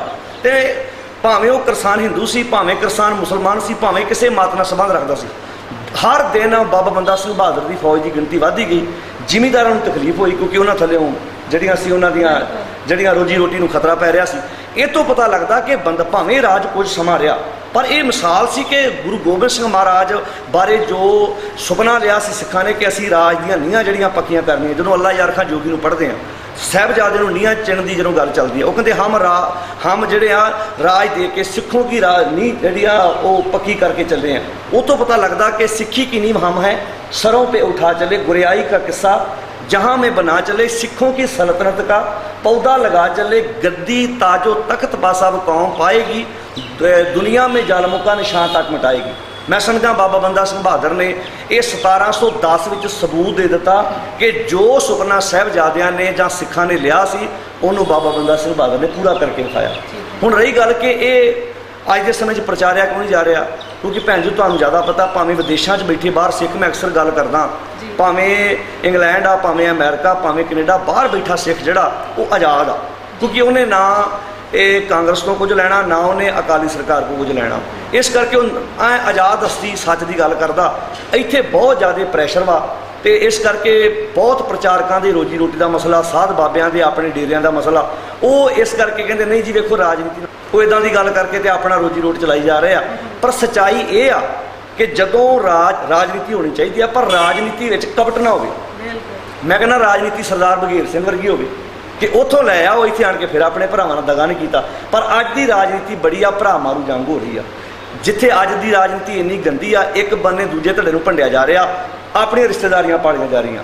ਦੂਜਾ ਸਵਾਲ ਤੁਸੀਂ ਭੈਣ ਜੀ ਕੀਤਾ ਕਿ ਇਸ ਕਾਲਜ ਵੱਲੋਂ ਕਦੀ ਬੋਲਿਆ ਜਾ ਰਿਹਾ, ਮੈਂ ਇਹ ਗੱਲ ਕਹਿਣੀ ਚਾਹਾਂਗਾ ਕਿ ਪਿਛਲੇ ਦਿਨੀ ਮੈਂ ਬੰਗਲਾ ਸਾਹਿਬ ਤੋਂ ਲਾਈਵ ਬੋਲਿਆ ਸੀ। ਮੈਂ ਫਿਰ ਗੱਲ ਦੁਹਰਾ ਦਿੰਦਾ ਕਿ ਦਿੱਲੀ ਦੀ ਧਰਤੀ ਤੇ ਇੱਕ ਸਰਕਾਰੀ ਕਰਮਚਾਰੀ ਆ ਜਿਹਨੇ ਪਿਛਲੇ ਦਿਨੀ ਰਾਮ ਸੇਤੂ ਪੁਲ ਤੇ ਜਾ ਕੇ ਇੱਕ ਲੈਕਚਰ ਕੀਤਾ। ਉਹਨੇ ਆਖਿਆ ਵੀ 2533 ਵਾਰ ਰਾਮ ਲਫ਼ਜ਼ ਭਗਵਾਨ ਰਾਮ ਵਾਸਤੇ ਆਇਆ। ਸ਼ਾਇਦ YouTube ਤੇ ਬਹੁਤ ਸਰੋਤਿਆਂ ਨੇ ਸੁਣਿਆ ਵੀ ਹੋਵੇ। ਤੇ ਉਨੀ ਦਿਨੀ ਮੈਂ ਸਭ ਤੋਂ ਪਹਿਲਾਂ ਬੰਗਲਾ ਸਾਹਿਬ ਇਸ ਗੱਲ ਦਾ ਲਾਈਵ ਬੋਲਿਆ ਸੀ। ਉਹਨੇ ਕਿਹਾ ਵੀ ਸਾਡੇ ਧਾਰਮਿਕ ਜਿਹੜੇ ਆਗੂ ਉਹਨਾਂ ਦੀ ਬਹੁਤ ਆਸਥਾ ਜਿਹੜੀ ਆ ਸ੍ਰੀ ਭਗਵਾਨ ਰਾਮ ਚੰਦਰ ਨਾਲ ਜੁੜੀ ਹੋਈ ਆ। ਤੇ ਮੈਂ ਬਕਾਇਦਾ ਬਾਣੀ 'ਚੋਂ ਹਵਾਲੇ ਦੇ ਕੇ ਦੱਸਿਆ ਸੀ, ਕਿਉਂਕਿ ਉਹਨੇ 2-3 ਤੁਕਾਂ ਬਾਣੀ ਦੀਆਂ ਲਈਆਂ ਕਿ ਨਾ ਉਹ ਮਰੇ ਨਾ ਠਾਗੇ ਜਾਹੇ ਜਿਨ ਕੇ ਰਾਮ ਵਸੇ ਮਨ ਮਾਹੇ, ਵੀ ਇਹ ਰਾਮ ਦਸ਼ਰਥ ਦੇ ਪੁੱਤਰ ਵਾਸਤੇ ਆ। ਤੇ ਮੈਂ ਕਥਾ ਤੇ ਗੱਲ ਨੂੰ ਖੋਲਿਆ ਸੀ ਕਿ ਜਿਹੜਾ ਵਿਚਾਰਾ ਆਪ ਠੱਗਿਆ ਗਿਆ ਵੀ ਉਹਨੂੰ ਉਹ ਨਕਲੀ ਹਿਰਨ ਵਿਖਾ ਕੇ ਉਹ ਕਿਸੇ ਨੂੰ ਕੀ ਬਚਾਏਗਾ। ਉਹਨੂੰ ਤਾਂ ਨਕਲੀ ਹਿਰਨ ਵਿਖਾ ਕੇ ਤੇ ਉਹ ਕਪਟ ਹੋ ਜਾਂਦਾ ਉਹਦੇ ਨਾਲ, ਉਹਨੂੰ ਛਲ ਕੇ ਲੈ ਜਾਂਦੇ ਆ ਵਾ, ਹਿਰਨ ਹੀ ਛਲ ਕੇ ਲੈ ਜਾਂਦਾ, ਰਾਵਣ ਉਹਦੀ ਪਤਨੀ ਚੁੱਕ ਕੇ ਲੈ ਜਾਂਦਾ। ਉਹ ਸਾਨੂੰ ਕਿਵੇਂ ਬਚਾਏਗਾ। ਇੱਥੇ ਰਾਮ ਦਸ਼ਰਥ ਦਾ ਪੁੱਤਰ ਨਹੀਂ ਆ, ਇੱਥੇ ਰਮੇ ਹੋਏ ਪਰਮਾਤਮਾ ਦੀ ਗੱਲ ਆ। ਫਿਰ ਹੁਣ ਇੱਕ ਤੋਕ ਉੱਥੇ ਹੋਰ ਬੋਲੀ ਆ ਕਿ ਸਾਧੋ ਰਚਨਾ ਰਾਮ ਬਣਾਈ, ਕਿ ਇਹ ਵੀ ਜਿਹੜਾ ਰਾਮ ਦਸ਼ਰਥ ਦਾ ਪੁੱਤਰ। ਹੁਣ ਕਮਾਲ ਦੀ ਗੱਲ ਆ ਵੀ ਜੇ ਤਾਂ ਰਾਮ ਨੇ ਦੁਨੀਆ ਬਣਾਈ ਆ ਤਾਂ ਰਾਮ ਜੰਮਿਆ ਕਿਹੜੀ ਦੁਨੀਆ ਤੇ ਸੀ। ਜੇ ਦੁਨੀਆ ਰਾਮ ਨੇ ਬਣਾਈ ਆ ਤੇ ਅਸਲ ਜਨਮ ਲੈਣ ਵਾਸਤੇ ਕੋਈ ਧਰਤੀ ਤੇ ਚਾਹੀਦੀ ਆ, ਉਹ ਫਿਰ ਦੁਨੀਆ ਕਿਹੜੀ ਸੀ। ਮੁੱਕਦੀ ਗੱਲ ਆ ਉਹ ਰਮੇ ਉਹ ਪਰਮਾਤਮਾ ਦੀ ਗੱਲ ਆ। ਬਕਾਇਦਾ ਅਸੀਂ ਭਾਵੇਂ ਉਹ ਕਮਲੇਸ਼ ਹੀਰ ਦੀ ਗੱਲ ਸੀ, ਚਾਹੇ ਉਹ ਕਿਸੇ ਸਿਆਸੀ ਜਾਂ ਧਾਰਮਿਕ ਆਗੂ ਦੀ ਗੱਲ ਹੋਵੇ, ਮੈਂ ਆਪਣੀ ਅਕਸਰ ਕਥਾ ਦੇ ਵਿੱਚ ਇਹ ਗੱਲ ਨੂੰ ਖੋਲ੍ਹਦਾ ਵਾਂ ਕਿ ਬਿਲਕੁਲ ਸਾਨੂੰ ਅੱਜ ਜਿਹੜੇ ਵੀ ਲੋਕ ਗਲਤ ਰਸਤੇ ਪਏ ਹੋਏ ਨੇ, ਚਾਹੇ ਉਹ ਧਾਰਮਿਕ ਆ ਚਾਹੇ ਉਹ ਰਾਜਨੀਤਿਕ ਵਾ, ਉਹਨਾਂ ਨੂੰ ਗੁਰਬਾਣੀ ਦੀ ਕਸਵੱਟੀ ਤੇ ਅਸੀਂ ਜਿਹੜਾ ਵਾ ਉਹ ਅਗਾਹ ਕਰਦੇ ਰਹਿੰਦੇ ਆ। ਤੇ ਸਾਡੇ ਬੁਲਾਰੇ ਵੀ ਜਿੰਨੇ ਵੀਰ ਜਿਹੜੇ ਗੁਰਮਤਿ ਗਿਆਨ ਮਿਸ਼ਨ ਕਾਲ ਨਾਲ ਸੰਬੰਧ ਰੱਖਦੇ ਆ, ਭਾਵੇਂ ਕਿ ਸਾਨੂੰ ਬਹੁਤ ਜਿਹੜਾ ਵਾ ਵਿਰੋਧੀਆਂ ਦਾ ਸਾਹਮਣਾ ਵੀ ਕਰਨਾ ਪੈਂਦਾ। ਪ੍ਰੋਬਲਮ ਬਹੁਤ ਜ਼ਿਆਦਾ, ਧਮਕੀਆਂ ਆਉਂਦੀਆਂ, ਡਰਾਵੇ ਆਉਂਦੇ ਆ, ਕਈ ਫੋਨ ਕਰਦੇ ਆ ਵੀ ਇੱਥੇ ਕਥਾ ਕਰਕੇ ਵੇਖੀ। ਨਹੀਂ, ਮੈਂ ਸਮਝਦਾ ਕਿ ਜਿੰਨਾ ਕਿ ਇਸ ਵਕਤ ਖਤਰਾ ਆਪਣਿਆਂ ਵੱਲੋਂ ਜ਼ਿਆਦਾ ਵਾ, ਕਿਉਂਕਿ ਹਿੰਦੂ ਵੀਰ ਕਈ ਵਾਰੀ ਖੁਸ਼ ਹੋ ਜਾਂਦੇ ਕਿ ਅਸੀਂ ਮੂਰਤੀ ਪੂਜਾ ਕਰਦੇ ਹਾਂ, ਪਰ ਬਹੁਤੇ ਜਿਹੜੇ ਸਿੱਖੀ ਸਰੂਪ ਵਿੱਚ ਮੂਰਤੀ ਪੂਜਾ ਕਰ ਰਹੇ ਆ ਨਾ, ਤਕਲੀਫ ਉਹਨਾਂ ਨੂੰ ਹੋ ਰਹੀ ਹੈ। ਨਾਲੇ ਮੂਰਤੀ ਕੇਵਲ ਪੱਥਰ ਦੀ ਨਹੀਂ ਹੁੰਦੀ, ਤੁਰਦੇ ਫਿਰਦੇ ਸਰੀਰ ਵੀ ਤੇ ਮੂਰਤੀਆਂ ਹੀ ਆ। ਹੁਣ 16,500 ਇਸ ਪੰਜਾਬ ਦੇ ਵਿੱਚ ਮੂਰਤੀਆਂ ਤੁਰਦੀਆਂ ਫਿਰਦੀਆਂ, ਗੋਲ ਪਰਨਿਆਂ ਵਾਲੀਆਂ, ਲੰਮੇ ਲੰਮੇ ਚੋਲੀਆਂ ਵਾਲੀਆਂ, ਇਹ ਮੂਰਤੀਆਂ ਨੇ। ਬਾਬੇ ਜਿਹੜੇ ਮੂਰਤੀਆਂ ਹੀ ਨੇ, ਤੇ ਇਹਨਾਂ ਦੇ ਚੇਲਿਆਂ ਨੂੰ ਤਕਲੀਫ ਆਉਂਦੀ ਹੈ ਜਦੋਂ ਅਸੀਂ ਇਹ ਗੱਲਾਂ ਬੋਲਦੇ ਹਾਂ। ਤੇ ਪਰ ਕੋਈ ਗੱਲ ਨਹੀਂ, ਗੁਰੂ ਕਿਰਪਾ ਕਰੇ, ਅਸੀਂ ਆਪਣੀ ਜਿਹੜੀ ਸੇਵਾ ਵਾ ਉਹ ਬੜੀ ਇਮਾਨਦਾਰੀ ਨਾਲ ਨਿਭਾ ਰਹੇ ਹਾਂ। ਦੋ ਸ਼੍ਰੇਣੀਆਂ ਹੋਰ ਨੇ ਸਿਆਸਤ ਤੇ ਧਰਮ ਨੂੰ ਵੱਖਰਾ ਵੱਖਰਾ ਕਰਨ ਵਾਲੀਆਂ। ਇੱਕ ਸ਼੍ਰੇਣੀ ਤਾਂ ਉਹ ਹੈਗੀ ਹੈ ਜਿਹੜੀ ਅਸਲ 'ਚ ਡਰੀ ਹੋਈ ਹੈ, ਉਹ ਤਾਂ ਨਹੀਂ ਬੋਲਦੀ, ਹੈ ਨਾ। ਪਰ ਦੋ ਸ਼੍ਰੇਣੀਆਂ ਵਿੱਚ ਹੋਰ ਨੇ। ਇੱਕ ਸ਼੍ਰੇਣੀ ਤਾਂ ਤਾਂ ਉਹ ਹੈ ਜਿਹੜੇ ਇੰਨੇ ਕੁ ਨਿਰਾਸ਼ ਹੋ ਚੁੱਕੇ ਨੇ ਵੀ ਉਹਨਾਂ ਨੂੰ ਇਕੱਠੇ ਸਾਹਮਣਾ ਮੁਸ਼ਕਲ ਪੈ ਰਿਹਾ, ਇਸ ਕਰਕੇ ਉਹ ਦਲੀਲਾਂ ਦੇ ਕੇ ਸਾਬਤ ਕਰ ਰਹੇ ਨੇ ਇਕੱਠਾ ਹੈ ਹੀ ਨਹੀਂ, ਕਿਉਂਕਿ ਉਹ ਸਾਂਭ ਨਹੀਂ ਸਕ ਰਹੇ ਇਕੱਠਾ। ਜਦੋਂ ਕੋਈ ਚੀਜ਼ ਨੂੰ ਇਕੱਠੇ ਸਾਹਮਣਾ ਨਾ ਪਾਓ ਤਾਂ ਵੱਖਰੇ ਕਰਨਾ ਸੌਖਾ ਹੋ ਜਾਂਦਾ। ਇੱਕ ਤਾਂ ਇਹ ਮੈਂਟੈਲਿਟੀ ਕੰਮ ਕਰਦੀ ਹੈ, ਦੂਜੀ ਜਿਹੜੀ ਮੈਂਟੈਲਿਟੀ ਕੰਮ ਕਰਦੀ ਆ ਉਹ ਇੱਕ ਸਪੈਸ਼ਲੀ ਤੌਰ ਦੇ ਉੱਤੇ ਇੱਕ ਪਲੈਨਡ ਪ੍ਰੋਪੋਗੈਂਡਾ ਵਾ ਕਿ ਸਿੱਖਾਂ ਦੇ ਸਿਸਟਮ ਦੇ ਵਿੱਚੋਂ ਸਿਆਸਤ ਨੂੰ ਹੌਲੀ-ਹੌਲੀ ਬਾਹਰ ਕੱਢ ਦਿਓ, ਕਿਉਂਕਿ ਤੁਹਾਡੀ ਆਪੋਜੀਸ਼ਨ ਬਿਲਕੁਲ ਨਾ ਰਹੇ ਜੀ। ਜੇ ਸਾਰੇ ਸਿੱਖ ਸਰਕਰਮੀ ਨਾਲ ਸਿਆਸਤ ਨੂੰ ਸਮਝਣਗੇ, ਉਹਦੇ ਵਿੱਚ ਆਉਣਗੇ ਤੇ ਲਾਜ਼ਮੀ ਦੀ ਗੱਲ ਏਕਾ ਅਧਿਕਾਰ ਦਾ ਪਰਿਵਾਰਵਾਦ ਹੈ ਉਹ ਸਮਾਪਤ ਹੋਏਗਾ ਫਿਰ। ਪਰ ਉਹਨਾਂ ਨੂੰ ਵਾਰ-ਵਾਰ ਸਿਖਾਈ ਜਾਂਦਾ ਵੀ ਗੱਦੀ ਤੇ ਜਿਹੜਾ ਮਰਜ਼ੀ ਬੈਠੇ, ਕੌਣ ਨਿਰਭ ਹੋਏ ਹਮੇ ਕਿਹਾ। ਨਾਲੇ ਰਾਜ ਦੀਆਂ ਗੱਲਾਂ ਖਤਮ ਕਰਨ ਦੇ ਵਿੱਚ ਨਾ ਇੱਕ ਬਹੁਤ ਵੱਡਾ ਕਾਰਨ ਇਹ ਵੀ ਮੈਂ ਸਮਝਦਾ, ਆਪਾਂ ਪੰਜਾਬ ਦੀ ਗੱਲ ਕਰੀਏ, ਇੱਥੇ ਰਾਜ ਭਾਗ ਦੀਆਂ ਗੱਲਾਂ ਸਾਡੇ ਅੰਦਰੋਂ ਖਤਮ ਕੀਤੀਆਂ ਜਾ ਰਹੀਆਂ। ਤੁਸੀਂ ਵੇਖੋ, ਜਦੋਂ ਸੁਣਾਇਆ ਜਾ ਰਿਹਾ ਅਸੀਂ ਮਾਰੇ ਗਏ, ਲੁੱਟੇ ਗਏ, ਤਬਾਹ ਹੋ ਗਏ, ਘਰ ਬਰਬਾਦ, ਕਦੀ ਵੀ ਰਾਜ ਕਰਨ ਦੀਆਂ ਗੱਲਾਂ ਸਾਡੇ ਸਾਹਮਣੇ ਨਹੀਂ ਕੀਤੀਆਂ ਜਾ ਰਹੀਆਂ। ਕਦੀ ਸਾਡਾ ਗਵਰਨਰ ਆਪਣਾ ਸੀ, ਕਦੀ ਬਾਦਸ਼ਾਹ ਸਾਡਾ ਆਪਣਾ ਸੀ, ਕਦੀ ਬਾਦਸ਼ਾਹ ਬੈਠਾ ਸੀ ਤੇ ਉਹਦੇ ਕੋਲ ਹਰ ਇੱਕ ਬੰਦਾ ਜਿਹੜਾ ਸੁਖੀ ਜੀਵਨ ਬਤੀਤ ਕਰਦਾ ਸੀ, ਚਾਹੇ ਹਿੰਦੂ ਸੀ ਚਾਹੇ ਮੁਸਲਮਾਨ ਸੀ। ਸਾਡੇ ਵਿੱਚ ਕੀ ਪ੍ਰਚਾਰਿਆ ਜਾ ਰਿਹਾ? ਮਾਲਾ ਫੇਰੀ ਜਾ ਰਹੀ ਹੈ, ਛਿਲਣ ਕੀਤਾ ਜਾ ਰਿਹਾ ਭੋਰਿਆਂ 'ਚ, ਮਤਲਬ ਐਡੀ ਮਾਰਸ਼ਲ ਕੌਮ ਨੂੰ ਭੋਰਿਆਂ 'ਚ ਲਿਆ ਕੇ ਬਣਾਤਾ। ਵੀਰ ਜੀ ਹੋਰ ਮੈਂ ਗੱਲ ਕਰੂੰਗੀ, ਮੈਂ ਬਾਬਾ ਦੀਪ ਸਿੰਘ ਜੀ ਦੀ ਜਿਹੜੀ ਤਸਵੀਰ ਹੈ ਨਾ ਪਹਿਲਾਂ ਦੇਖਦੀ ਹੁੰਦੀ ਸੀ ਕਿ ਉਹਨਾਂ ਨੇ ਖੰਡੇ ਨਾਲ ਇਦਾਂ ਲਕੀਰ ਖਿੱਚੀ ਹੋਇਆ ਤੇ ਪਿੱਛੇ ਅਣਖੀਲੇ ਨੌਜਵਾਨਾਂ ਦੇ ਖੜੇ ਹੋਏ ਨੇ ਕਿ ਉਹ ਲਕੀਰ ਕਹਿ ਰਹੇ ਨੇ ਵੀ ਟੱਪ ਕੇ ਅੱਗੇ ਆਓ ਜਿਨ੍ਹਾਂ ਨੇ ਜਿੱਦਾਂ ਅੰਮ੍ਰਿਤਸਰ ਪੁੱਜਣਾ ਹੈ, ਬਦਲਾ ਲੈਣਾ। ਅੱਜ ਕੱਲ ਉਸੇ ਬਾਬਾ ਦੀਪ ਸਿੰਘ ਜੀ ਦੀ ਮੈਂ ਫੋਟੋ ਦੇਖ ਰਹੀ ਹਾਂ ਥਾਂ ਤੇ ਕਿ ਉਹ ਮਾਲਾ ਫੜੀ ਹੋਈ ਹੈ, ਚੌਂਕੜਾ ਮਾਰ ਕੇ ਅੱਖਾਂ ਬੰਦ ਕੇ ਬੈਠੀ ਹੈ। ਇਹ ਕਿਹਦਾ ਇਹ ਸਾਜ਼ਿਸ਼ ਹੈ, ਕੀ ਹੈ? ਇੱਕ ਇਸ ਵਕਤ ਨਾ ਬਹੁਤ ਵੱਡਾ ਡੇਰਾ ਕਹਾਂਗਾ ਉਹਨੂੰ ਮੈਂ, ਹੈਗਾ ਤਾਂ ਵੈਸੇ ਕੌਮ ਦਾ ਰਾਗੀ ਆ ਪਰ ਡੇਰਾ ਬਣਾ ਲਿਆ ਉਹਨੇ। ਉਹ ਸਰੇਆਮ ਤੇ ਕਹਿੰਦਾ ਵੀ ਇੰਨੇ ਲੱਖ ਬਾਬਾ ਜੀ ਜਪਜੀ ਸਾਹਿਬ ਦਾ ਪਾਠ ਕਰਦੇ ਸੀ। ਹੁਣ ਆਪਾਂ ਜੇ ਮੰਨ ਲਈਏ ਵੀ ਇੰਨੇ ਪਾਠ ਕਰਦੇ ਸੀ, ਹੁਣ ਆਪਾਂ ਜਪਜੀ ਸਾਹਿਬ ਦਾ ਪਾਠ ਜਿੰਨੀ ਮਰਜ਼ੀ ਸਪੀਡ 'ਚ ਵੀ ਕਰ ਲਈਏ, ਘੱਟ ਤੋਂ ਘੱਟ 10 ਮਿੰਟ ਤੇ ਲੱਗਦੇ ਹੀ ਆ। ਤੇ ਇਹ ਬਾਬਾ ਜੀ ਪਾਠ ਕਰਦੇ, ਬਾਕੀ ਕਿਹੜਾ ਕੰਮ ਕਰਦੇ ਸੀ? ਤੁਸੀਂ ਗੁਰੂ ਤੇਗ ਬਹਾਦਰ ਸਾਹਿਬ ਵੱਲ ਵੇਖ ਲਓ, ਉਹਨਾਂ ਦਾ ਨਾਂ ਹੀ ਬਹਾਦਰ, ਤੇਗ ਚਲਾਉਣ ਕਰਕੇ ਤੇਗ ਬਹਾਦਰ ਨਾਮ, ਤਿਆਗਮਲ ਤੋਂ ਤੇਗ ਬਹਾਦਰ। ਪਰ ਉਹਨਾਂ ਦੀ ਕਿਸੇ ਤਸਵੀਰ 'ਚ ਹੱਥ ਵਿੱਚ ਤੇਗ ਫੜੀ ਨਹੀਂ ਵੇਖੋਗੇ, ਭੋਰੇ 'ਚ ਬੈਠੇ ਹੋ, ਕਿਉਂਕਿ ਉਹਨਾਂ ਨੂੰ ਪਤਾ ਕਿ ਜੇ ਗੁਰੂ ਸਾਹਿਬ ਦੇ ਹੱਥ ਵਿੱਚ ਤੇਗ ਫੜਾਤੀ ਤੇ ਬਾਬਿਆਂ ਨੂੰ ਤੇਗ ਫੜਨੀ ਪੈਣੀ ਆ। ਇਸ ਕਰਕੇ ਗੁਰੂ ਸਾਹਿਬ ਦੇ ਸਰੀਰ ਦੇ ਉੱਪਰ ਮਾਲਾ ਪਵਾ ਦਿਓ ਤਾਂ ਕਿ ਅਸੀਂ ਮਾਲਾ ਫੜੀਏ ਤੇ ਲੋਕਾਂ ਨੂੰ ਸਾਨੂੰ ਸਵਾਲ ਨਾ ਕਰਨ ਤੇ ਰਾਜ ਦੀ ਗੱਲ ਮਾਰਦੀ। ਦਰਬਾਰ ਸਾਹਿਬ ਦੇ ਵਿੱਚ ਦੋਹਰਾ ਨਹੀਂ ਪੜਿਆ ਜਾਂਦਾ, ਰਾਜ ਕਰੇਗਾ ਖਾਲਸਾ ਆਕੀ ਰਹੇ ਨਾ ਕੋਈ ਜੀ, ਦੋਹਰਾ ਨਹੀਂ ਪੜਿਆ ਜਾਂਦਾ। ਦਲੀਲ ਕੀ ਦਿੱਤੀ ਜਾਂਦੀ ਹੈ ਵੀ ਦੇਖੋ ਇਹ ਤਾਂ ਧਰਮ ਦਾ ਥਾਂ ਹੈ ਜੀ, ਇੱਥੇ ਰਾਜਨੀਤੀ ਦਾ ਉਪਦੇਸ਼ ਨਹੀਂ ਹੋ ਸਕਦਾ। ਉਹੀ ਗੁਰੂ ਗ੍ਰੰਥ ਸਾਹਿਬ ਜਿਹੜੇ ਉੱਥੇ ਪ੍ਰਕਾਸ਼ਮਾਨ ਨੇ ਉਹ ਕਹਿੰਦੇ ਤਖਤ ਵਹਿ ਤਖਤੇ ਕਹਿਲਾਏ, ਬਿਲਕੁਲ।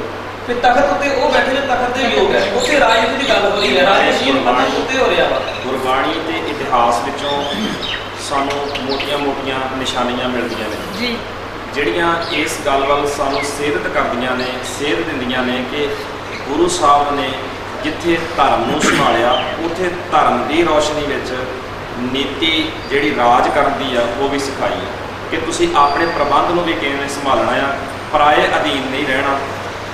ਸਤਿਗੁਰੂ ਦੀ ਬਾਣੀ ਪੜ੍ਹਦੇ ਆ ਤਾਂ ਉੱਥੇ ਲਿਖਿਆ ਸਾਨੂੰ ਮਿਲਦਾ ਹੈ, ਨਾਨਕ ਰਾਜ ਚਲਾਇਆ ਸੱਚ ਕੋਟ ਸਤਾਣੀ ਨੀਂਦ ਹੈ। ਇਸ ਤੋਂ ਬਾਅਦ ਵੀਰ ਬ੍ਰਹਮਜੀਤ ਸਿੰਘ ਨੇ ਸਤਿਗੁਰੂ ਦੀ ਬਾਣੀ ਦੀ ਤੋਕ ਪੜ੍ਹੀ ਹੈ, ਤਖਤ ਬਹਿ ਤਖਤੈ ਕੀ ਲਾਇਕ। ਇਸ ਤੋਂ ਬਾਅਦ ਭੱਟ ਸਾਹਿਬਾਨ ਦੇ ਸਵਈਏ ਪੜ੍ਹਦੇ ਆ ਤਾਂ ਸਤਿਗੁਰੂ ਦੀ ਵਡਿਆਈ ਕਰਦਿਆਂ ਹੋਇਆਂ ਭੱਟ ਸਾਹਿਬਾਨ ਇੱਥੋਂ ਤੱਕ ਪਿਆਰ ਨਾਲ ਕਹਿ ਦਿੰਦੇ ਆ, ਰਾਜ ਜੋਗ ਤਖਤ ਦੀਨ ਗੁਰੂ ਰਾਮਦਾਸ।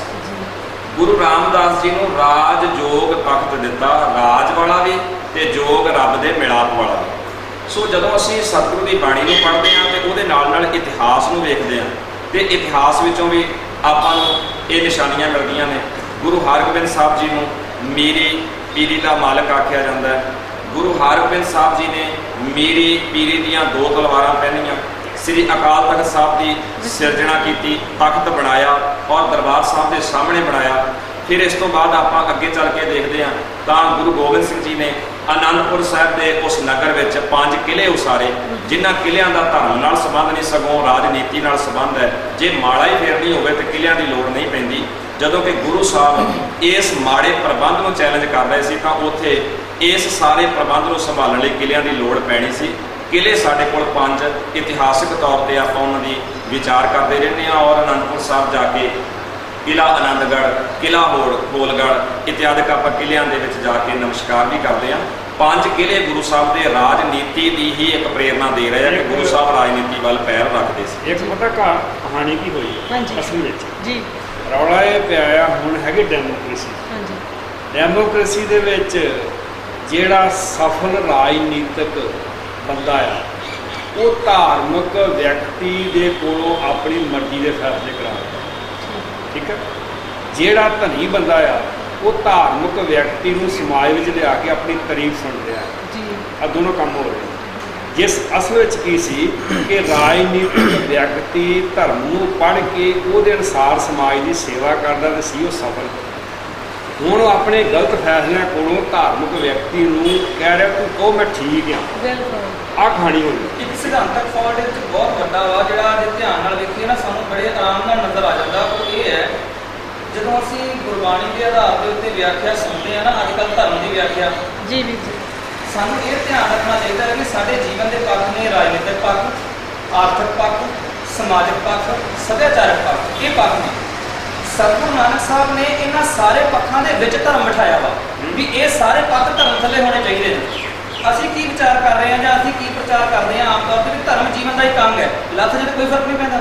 ਜੀਵਨ ਦੇ ਹਰ ਪੱਖ ਦੇ ਵਿੱਚੋਂ ਪਹਿਲੂ ਚ ਧਰਮ ਨਜ਼ਰ ਆਉਂਦਾ। ਨਿਯਮ ਕੀ ਜੋਗੀ ਕਾ ਜਤ ਹੋਏ। ਜੇ ਤੂੰ ਗ੍ਰਹਸਤੀ ਹੈ ਜੋ ਗ੍ਰਹਿ ਕਰੇ ਤਾਂ ਧਰਮ ਕਰ, ਨਹੀਂ ਤਾਂ ਕਰ ਵੈਰਾਗ। ਵੈਰਾਗੀ ਬੰਧਨ ਪਰੈ ਤਾਕੋ ਵੱਡੋ ਭਾਗ। ਹਰ ਇੱਕ ਪੱਖ ਦੇ ਵਿੱਚ ਧਰਮ ਪਾਇਆ। ਤੁਸੀਂ ਕਿਹੜੇ ਪੱਖ ਧਰਮ ਬਾਹਰ ਕੱਢ ਦੋ ਮੁਰਦਾ ਹੋ ਜਾਊਗਾ ਉਹਦਾ ਪੱਖ। ਧਰਮ ਸਾਡੇ ਜੀਵਨ ਦੇ ਵਿੱਚ ਸਰੀਰ 'ਚ ਲੱਗੇ ਹੋਏ ਹੱਥ ਵਾਂਗ ਨਹੀਂ ਹੈ ਵੀ ਲਾ ਕੇ ਬਾਹਰ ਕਰਤਾ ਤੇ ਹਰ ਸਰੀਰ ਚੱਲ ਜਾਊਗਾ। ਇਹ ਖੂਨ ਵਾਂਗ ਹੋਣਾ, ਜੇ ਖਤਮ ਹੋ ਗਿਆ ਤਾਂ ਸਰੀਰ ਖਤਮ ਹੈ। ਸਾਰੇ ਪੱਖ ਇਕੱਠੇ ਮਰਨਗੇ। ਬਹੁਤ ਬਹੁਤ ਧੰਨਵਾਦ ਆਪ ਜੀ ਦਾ। ਹੁਣ ਮੈਂ ਚੱਲਾਂ ਸਾਡੇ ਸਤਿਕਾਰਯੋਗ ਵੀਰ ਜੀ ਗੁਰਜੰਟ ਸਿੰਘ ਵੱਲ। ਤੁਸੀਂ ਮੈਨੂੰ ਦੱਸੋ ਕਿ ਜਿਹੜੇ ਇਸ ਕਾਲਜ ਦੇ ਜਿਹੜੇ ਵਿਦਿਆਰਥੀ ਨੇ ਜਦੋਂ ਇੱਥੋਂ ਪੜ੍ਹ ਕੇ ਚਲੇ ਜਾਂਦੇ ਨੇ ਤਾਂ ਉਹਨਾਂ ਦੇ ਨਾਲ ਕੋਈ ਸੰਪਰਕ ਤੁਹਾਡਾ ਬਾਅਦ 'ਚ ਰਹਿੰਦਾ? ਹਾਂ ਬਿਲਕੁਲ ਜੀ, ਅਸੀਂ ਵਿਦਿਆਰਥੀਆਂ ਦੇ ਨਾਲ ਸੰਪਰਕ ਬਣਾਉਣ ਵਾਸਤੇ ਜਿਵੇਂ ਵੀਰ ਜੀ ਹੋਣਾ ਨੇ ਪਹਿਲਾਂ ਵੀ ਜ਼ਿਕਰ ਕੀਤਾ ਸੀ ਕਿ ਜਦੋਂ ਵਿਦਿਆਰਥੀ ਇੱਥੋਂ ਪੜ੍ਹ ਕੇ ਜਾਂਦੇ ਨੇ ਤਾਂ ਉਸ ਵਿਚਾਰਧਾਰਾ ਦੇ ਨਾਲ ਬਹੁਤੇ ਪ੍ਰਬੰਧਕ ਸਹਿਮਤ ਨਹੀਂ ਹੁੰਦੇ। ਠੀਕ ਹੈ। ਤਾਂ ਉੱਥੇ ਜਾ ਕੇ ਕਈ ਵਾਰ ਉਹਨਾਂ ਨੂੰ ਮੁਸ਼ਕਲਾਂ ਆਉਂਦੀਆਂ ਨੇ। ਸੋ ਅਸੀਂ ਉਹਨਾਂ ਦਾ ਇੱਕ ਆਪਣਾ ਪ੍ਰਬੰਧ ਕੀਤਾ ਹੈ ਕਿ ਪਿੰਡਾਂ ਵਿੱਚ ਗੁਰਮਤ ਪ੍ਰਚਾਰ ਕੇਂਦਰ ਬਣਾਏ ਹੋਏ ਨੇ। ਉਹ ਇੱਥੋਂ ਜਿਹੜਾ ਪੜ੍ਹ ਕੇ ਜਾਂਦਾ ਵਿਦਿਆਰਥੀ ਉੱਥੇ ਉਹਨਾਂ ਨੂੰ ਭੇਜ ਦਿੱਤਾ ਜਾਂਦਾ ਔਰ ਹਰ ਮਹੀਨੇ ਉਹਨਾਂ ਦੀ ਮੀਟਿੰਗ ਹੁੰਦੀ ਹੈ। ਇੱਥੇ ਆਉਂਦੇ ਨੇ, ਉਹਨਾਂ ਨੂੰ ਅਗਲਾ ਵਿਸ਼ਾ ਦਿੱਤਾ ਜਾਂਦਾ ਕਿ ਤੁਸੀਂ ਜਾ ਕੇ ਪਿੰਡਾਂ ਵਿੱਚ ਇਸ ਤਰੀਕੇ ਦੇ ਨਾਲ ਪ੍ਰਚਾਰ ਕਰਨਾ। ਸੋ ਲਗਾਤਾਰ ਉਹ ਇਸ ਤਰ੍ਹਾਂ ਸਾਡੇ ਸੰਪਰਕ ਵਿੱਚ ਰਹਿੰਦੇ ਨੇ। ਕਿੰਨੇ ਕੁ ਵਿਦਿਆਰਥੀ ਨੇ ਜਿਹੜੇ ਹੁਣ ਤੱਕ ਇੱਥੋਂ ਜਾ ਚੁੱਕੇ ਨੇ ਜਾਂ ਆਪਣੇ ਆਪਣੇ ਖੇਤਰ 'ਚ ਕੰਮ ਕਰ ਰਹੇ ਨੇ? ਕੋਈ ਅਨੁਮਾਨ 1996 ਤੋਂ ਇਹ ਜਿਹੜਾ ਕਾਲਜ ਆ ਇਹ ਆਰੰਭ ਹੋਇਆ ਵਾ ਤਾਂ ਉਦੋਂ ਤਕਰੀਬਨ 7-8 ਵਿਦਿਆਰਥੀ ਪਹਿਲੇ ਬੈਚ ਵਿੱਚ ਸਨ। ਪਰ ਹੁਣ ਮੌਜੂਦਾ ਸਮੇਂ ਸਾਡੇ ਕੋਲ ਇੱਕੋ ਟਾਈਮ 'ਤੇ 4 ਬੈਚ ਜਿਹੜੇ ਨੇ ਉਹ ਚੱਲ ਰਹੇ ਨੇ ਤੇ 150 ਵਿਦਿਆਰਥੀ ਇਸ ਸਮੇਂ ਇੱਥੇ ਪੜ੍ਹਾਈ ਕਰ ਰਿਹਾ। ਪਰ ਅਸੀਂ ਹਰ ਸਾਲ ਇੱਕ ਬੈਚ ਵਿੱਚ ਕਰੀਬ 60 ਕੁ ਬੱਚੇ ਭਰਤੀ ਕਰਦੇ ਆ।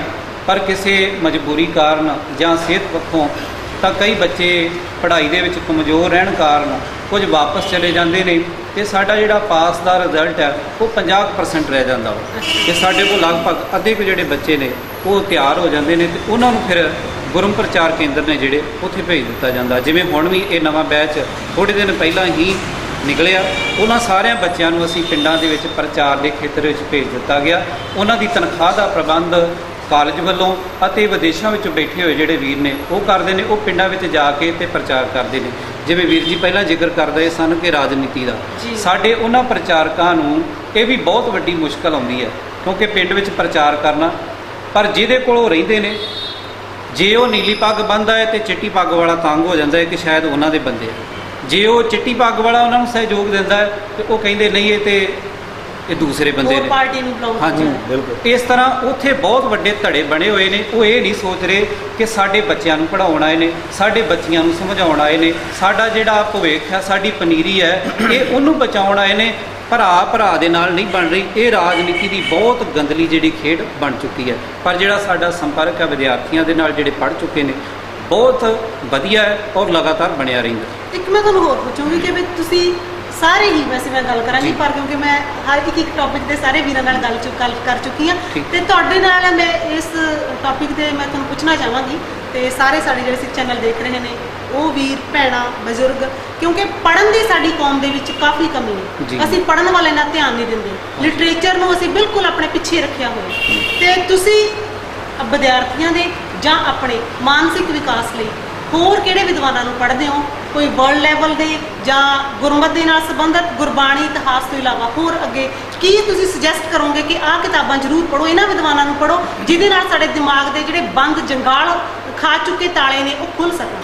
ਜਿਵੇਂ ਵੀਰ ਬ੍ਰਹਮਜੀਤ ਸਿੰਘ ਹੋਣਾ ਨੇ ਪਹਿਲਾਂ ਜ਼ਿਕਰ ਕੀਤਾ ਸੀ ਕਿ ਸਾਡਾ ਜਿਹੜਾ ਬੇਸ ਹੈਗਾ ਉਹ ਹੈਗਾ ਗੁਰਬਾਣੀ ਜੀ। ਜਾਂ ਗੁਰਬਾਣੀ ਦੇ ਵਿੱਚੋਂ ਅਸੀਂ ਪੰਕਤੀਆਂ ਸਤਿਗੁਰੂ ਜੀ ਦੀਆਂ ਪੜ੍ਹਦੇ ਤੇ ਸੁਣਦੇ ਹਾਂ। ਅੰਮ੍ਰਿਤ ਬਾਣੀ ਹਰ ਹਰ ਤੇਰੀ ਸੁਣ ਸੁਣ ਹੋਵੇ ਪਰਮਗਤ ਮੇਰੀ। ਇਸੇ ਤਰ੍ਹਾਂ ਅਸੀਂ ਆਪਣਾ ਜਿਹੜਾ ਲੋਗੋ ਆ ਕਾਲਜ ਦਾ, ਉਹਦੇ ਵਿੱਚ ਵੀ ਇੱਕ ਸ਼ਬਦ ਜਿਹੜਾ ਵਾ ਉਹ ਰੱਖਿਆ ਹੋਇਆ ਹੈ, ਗੁਰ ਸਾਖੀ ਅੰਤਰ ਜਾਗੀ ਤਾਂ ਚੰਚਲ ਮਤ ਤਿਆਗੀ, ਗੁਰ ਸਾਖੀ ਕਾ ਉਜਿਆਰਾ ਤਾਂ ਮਿਟਿਆ ਸਗਲ ਅੰਧਿਆਰਾ। ਸੋ ਸਭ ਤੋਂ ਪਹਿਲਾਂ ਇੱਥੇ ਜਿਹੜੀ ਗੁਰਬਾਣੀ ਹੈ ਉਹ ਬੱਚਿਆਂ ਨੂੰ ਸਿਖਾਈ ਜਾਂਦੀ ਹੈ ਅਰਥਾਂ ਸਮੇਤ, ਔਰ ਉਹਨਾਂ ਦੇ ਜਿਹੜਾ ਬੇਸ ਹੈ ਉਹ ਪ੍ਰੋਫੈਸਰ ਸਾਹਿਬ ਸਿੰਘ ਹੋਣਾ ਵਾਲਾ ਜੀ। ਔਰ ਉਹਨਾਂ ਦੀ ਹੋਰ ਅੱਗੇ ਵਿਆਖਿਆ ਕਰਨ ਵਾਸਤੇ ਅਲੱਗ-ਅਲੱਗ ਵਿਚਾਰਵਾਨਾਂ ਨੇ ਕੁਝ ਚੋਣਵੇਂ ਸ਼ਬਦਾਂ ਦੀ ਜਿਹੜੀ ਵਿਆਖਿਆ ਕੀਤੀ ਹੈ, ਜਾਂ ਜਿਹੜਾ ਸਾਰਾ ਸਟਾਫ ਬੈਠ ਕੇ ਵਿਚਾਰ ਕਰਦਾ ਹੈ ਕਿ ਇਸ ਸ਼ਬਦ ਨੂੰ ਬੱਚਿਆਂ ਨੂੰ ਸਮਝਾਉਣਾ ਉਸ ਤਰ੍ਹਾਂ ਸਮਝਾਇਆ ਜਾਂਦਾ ਹੈ। ਇਹ ਤਾਂ ਅਸੀਂ ਗੁਰਬਾਣੀ ਤੋਂ ਇਲਾਵਾ ਭਾਈ ਗੁਰਦਾਸ ਜੀ ਦੀ ਜਿਹੜੀ ਰਚਨਾ ਹੈ ਉਸ ਬਾਬਤ ਵੀ ਬੱਚਿਆਂ ਨੂੰ ਤਿਆਰੀ ਕਰਵਾਈ ਜਾਂਦੀ ਹੈ।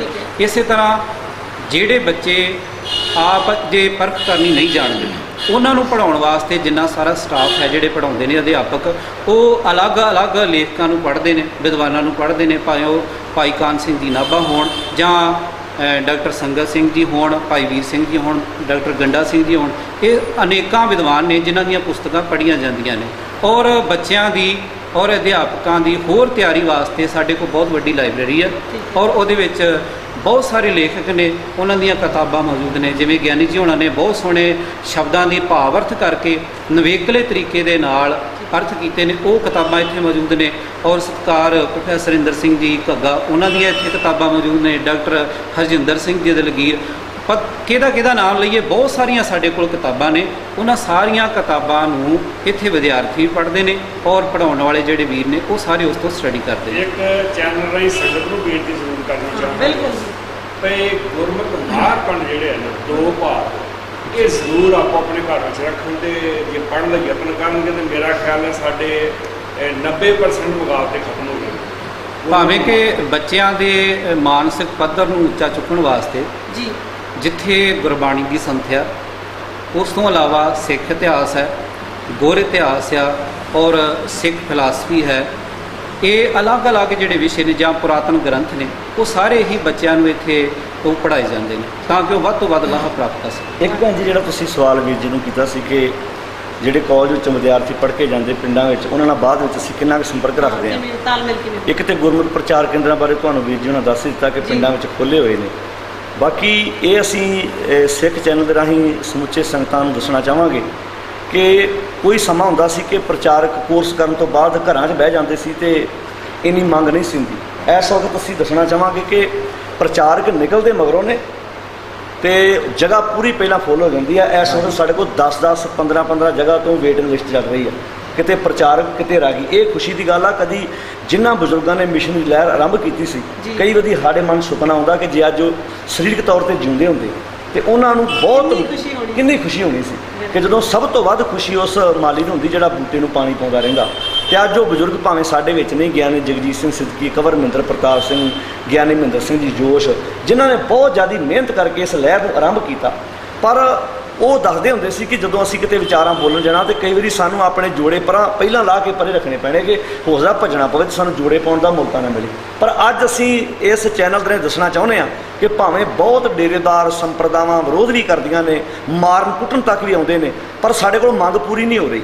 ਇੱਕ ਮੈਂ ਗੱਲ ਹੋਰ ਦੱਸਣੀ ਚਾਹਾਂਗਾ। ਪਿੱਛੇ ਜੇ ਕਈ ਰਾਗੀਆਂ ਨਾਲ ਮੇਰਾ ਵਾਹ ਪਿਆ, ਉਹਨਾਂ ਨੂੰ ਮੈਂ ਸਹਿਜ ਸੁਭਾਅ ਪੁੱਛਿਆ ਵੀ ਤੁਸੀਂ ਕਾਲੀ ਦਸਤਾਰ ਕਿਉਂ ਬੰਨ੍ਹਦੇ ਹੋ, ਤੁਸੀਂ ਕਿਸੇ ਮਿਸ਼ਨਰੀ ਕਾਲਜ ਤੋਂ ਕੋਰਸ ਕੀਤਾ? ਤੇ ਉਹਨਾਂ ਰਾਗੀਆਂ ਨੇ ਆਪਣੇ ਮੂੰਹ ਇਹ ਗੱਲ ਦੱਸੀ, ਕਹਿੰਦੇ ਜੀ ਹੁਣ ਤਾਂ ਸਮਾਂ ਐਸਾ ਆ ਗਿਆ ਜੇ ਅਸੀਂ ਕੋਈ ਹੋਰ ਪੱਗ ਬੰਨ੍ਹ ਕੇ ਜਾਂਦੇ ਹਾਂ ਤੇ ਉਹ ਕਹਿੰਦੇ ਇਹਨੇ ਕਿਤੋਂ ਟ੍ਰੇਨਿੰਗ ਨਹੀਂ ਲਈ, ਅਸੀਂ ਪੜ੍ਹੇ ਨਹੀਂ ਮਿਸ਼ਨਰੀ ਕਾਲਜ ਤੋਂ, ਪਰ ਕਾਲੀ ਪੱਗ ਬੰਨ੍ਹ ਕੇ ਅਸੀਂ ਕੀਰਤਨ ਕਥਾ ਕਰਦੇ ਹਾਂ ਤੇ ਲੋਕਾਂ 'ਚ ਸਾਡਾ ਵਾਹਵਾ ਪ੍ਰਭਾਵ ਬਣ ਜਾਂਦਾ ਕਿ ਵੀ ਮਿਸ਼ਨਰੀ ਕਾਲਜ ਨਾਲ ਸੰਬੰਧ ਰੱਖਦੇ ਹਾਂ। ਇਹ ਤੋਂ ਇਹ ਪਤਾ ਲੱਗਣਾ ਚਾਹੀਦਾ ਕਿ ਮਿਸ਼ਨਰੀ ਵਿਚਾਰਧਾਰਾ ਲੋਕਾਂ ਦੇ ਅੰਦਰ ਘਰ ਕਰ ਚੁੱਕੀ ਆ। ਘਬਰਾਉਣ ਦੀ ਲੋੜ ਨਹੀਂ ਆ। ਉਹ ਬੂਟਾ ਜਿਹੜਾ ਵਾ ਹੁਣ ਬਹੁਤ ਫਲਦਾਇਕ ਬਣ ਚੁੱਕਿਆ, ਜਿਹਨੂੰ ਫਲ ਮਿੱਠੇ ਮਿੱਠੇ ਲੱਗਣੇ ਸ਼ੁਰੂ ਹੋ ਗਏ। ਵਾਹ ਜੀ ਵਾਹ। ਤੇ ਵੀਰ ਜੀ, ਮੈਂ ਤੁਹਾਨੂੰ ਪੁੱਛਣਾ ਚਾਹਾਂਗੀ ਗੁਰਪ੍ਰੀਤ ਸਿੰਘ ਜੀ ਕਿ ਤੁਸੀਂ ਕਾਲਜ ਨੂੰ ਕਿਹੜੀ ਬੁਲੰਦੀ ਤੇ ਦੇਖਣਾ ਚਾਹੁੰਦੇ ਹੋ? ਕੀ ਤੁਹਾਨੂੰ ਲੱਗਦਾ ਹੈ ਕਿ ਇਹ ਕਾਲਜ ਹੈ ਜਿਹੜਾ, ਇਹਦੇ ਤੋਂ ਸਾਨੂੰ ਕੀ ਸੰਭਾਵਨਾਵਾਂ ਨੇ ਜਾਂ ਕਿਸ ਹੱਦ ਤੱਕ ਇਹ ਹੋਰ ਜਾ ਸਕਦਾ ਹੈ ਕਿ ਇੱਥੋਂ ਦੇ ਵਿਦਿਆਰਥੀ ਕੀ ਕਰ ਸਕਦੇ ਨੇ, ਸਾਡੀ ਕੌਮ ਦੇ ਵਿੱਚ ਕਿਹੋ ਜਿਹੀ ਤਬਦੀਲੀ ਆ ਸਕਦੀ ਹੈ ਜਾਂ ਸਮਾਜ ਨੂੰ ਕਿਸ ਪੱਖ ਤੋਂ ਇਹ ਹੋਰ ਵਧੀਆ ਬਣਾ ਸਕਦੇ ਨੇ, ਕੀ ਯਤਨ ਹੋ ਸਕਦਾ ਹੈ? ਦੇਖੋ ਜੀ, ਗੁਰਮੁਖ ਗਿਆਨ ਮਿਸ਼ਨਰੀ ਕਾਲਜ ਜਿਵੇਂ ਪਹਿਲਾਂ ਵੀਰ ਜੀ ਨੇ ਦੱਸਿਆ ਕਿ 1996 ਵਿੱਚ ਹੋਂਦ ਵਿੱਚ ਆਇਆ ਸੀ ਜੀ। ਕਾਫੀ ਥੋੜ੍ਹਾ ਜਿਹਾ ਪੁਰਾਣੇ ਖਿਆਲਾਂ ਵਿੱਚ ਆਪਾਂ ਜਾਈਏ ਤੇ ਜਿਹੜਾ ਸੰਪਰਦਾਇਕ ਢਾਂਚਾ ਸਾਡੇ ਸਮਾਜ ਵਿੱਚ ਕੰਮ ਕਰ ਰਿਹਾ ਸੀ, ਉਹ ਸੰਪਰਦਾਇਕ ਢਾਂਚਾ ਇਸ ਤਰ੍ਹਾਂ ਸੀਗਾ ਕਿ ਆਮ ਲੋਕਾਂ ਤੱਕ ਸਿੱਧੀ ਗੱਲ ਨਹੀਂ ਸੀ ਜਾਂਦੀ। ਜੇ ਜਾਂਦੀ ਵੀ ਸੀ ਤਾਂ ਗੁਰਬਾਣੀ ਦੇ ਅਰਥ ਜਿਹੜੇ ਨੇ, ਭਾਵ ਅਰਥ, ਅੱਖਰੀ ਅਰਥ ਗੁਰਬਾਣੀ ਦੇ, ਉਹ ਸੰਗਤ ਤੱਕ ਨਹੀਂ ਸੀ ਜਾਂਦੇ।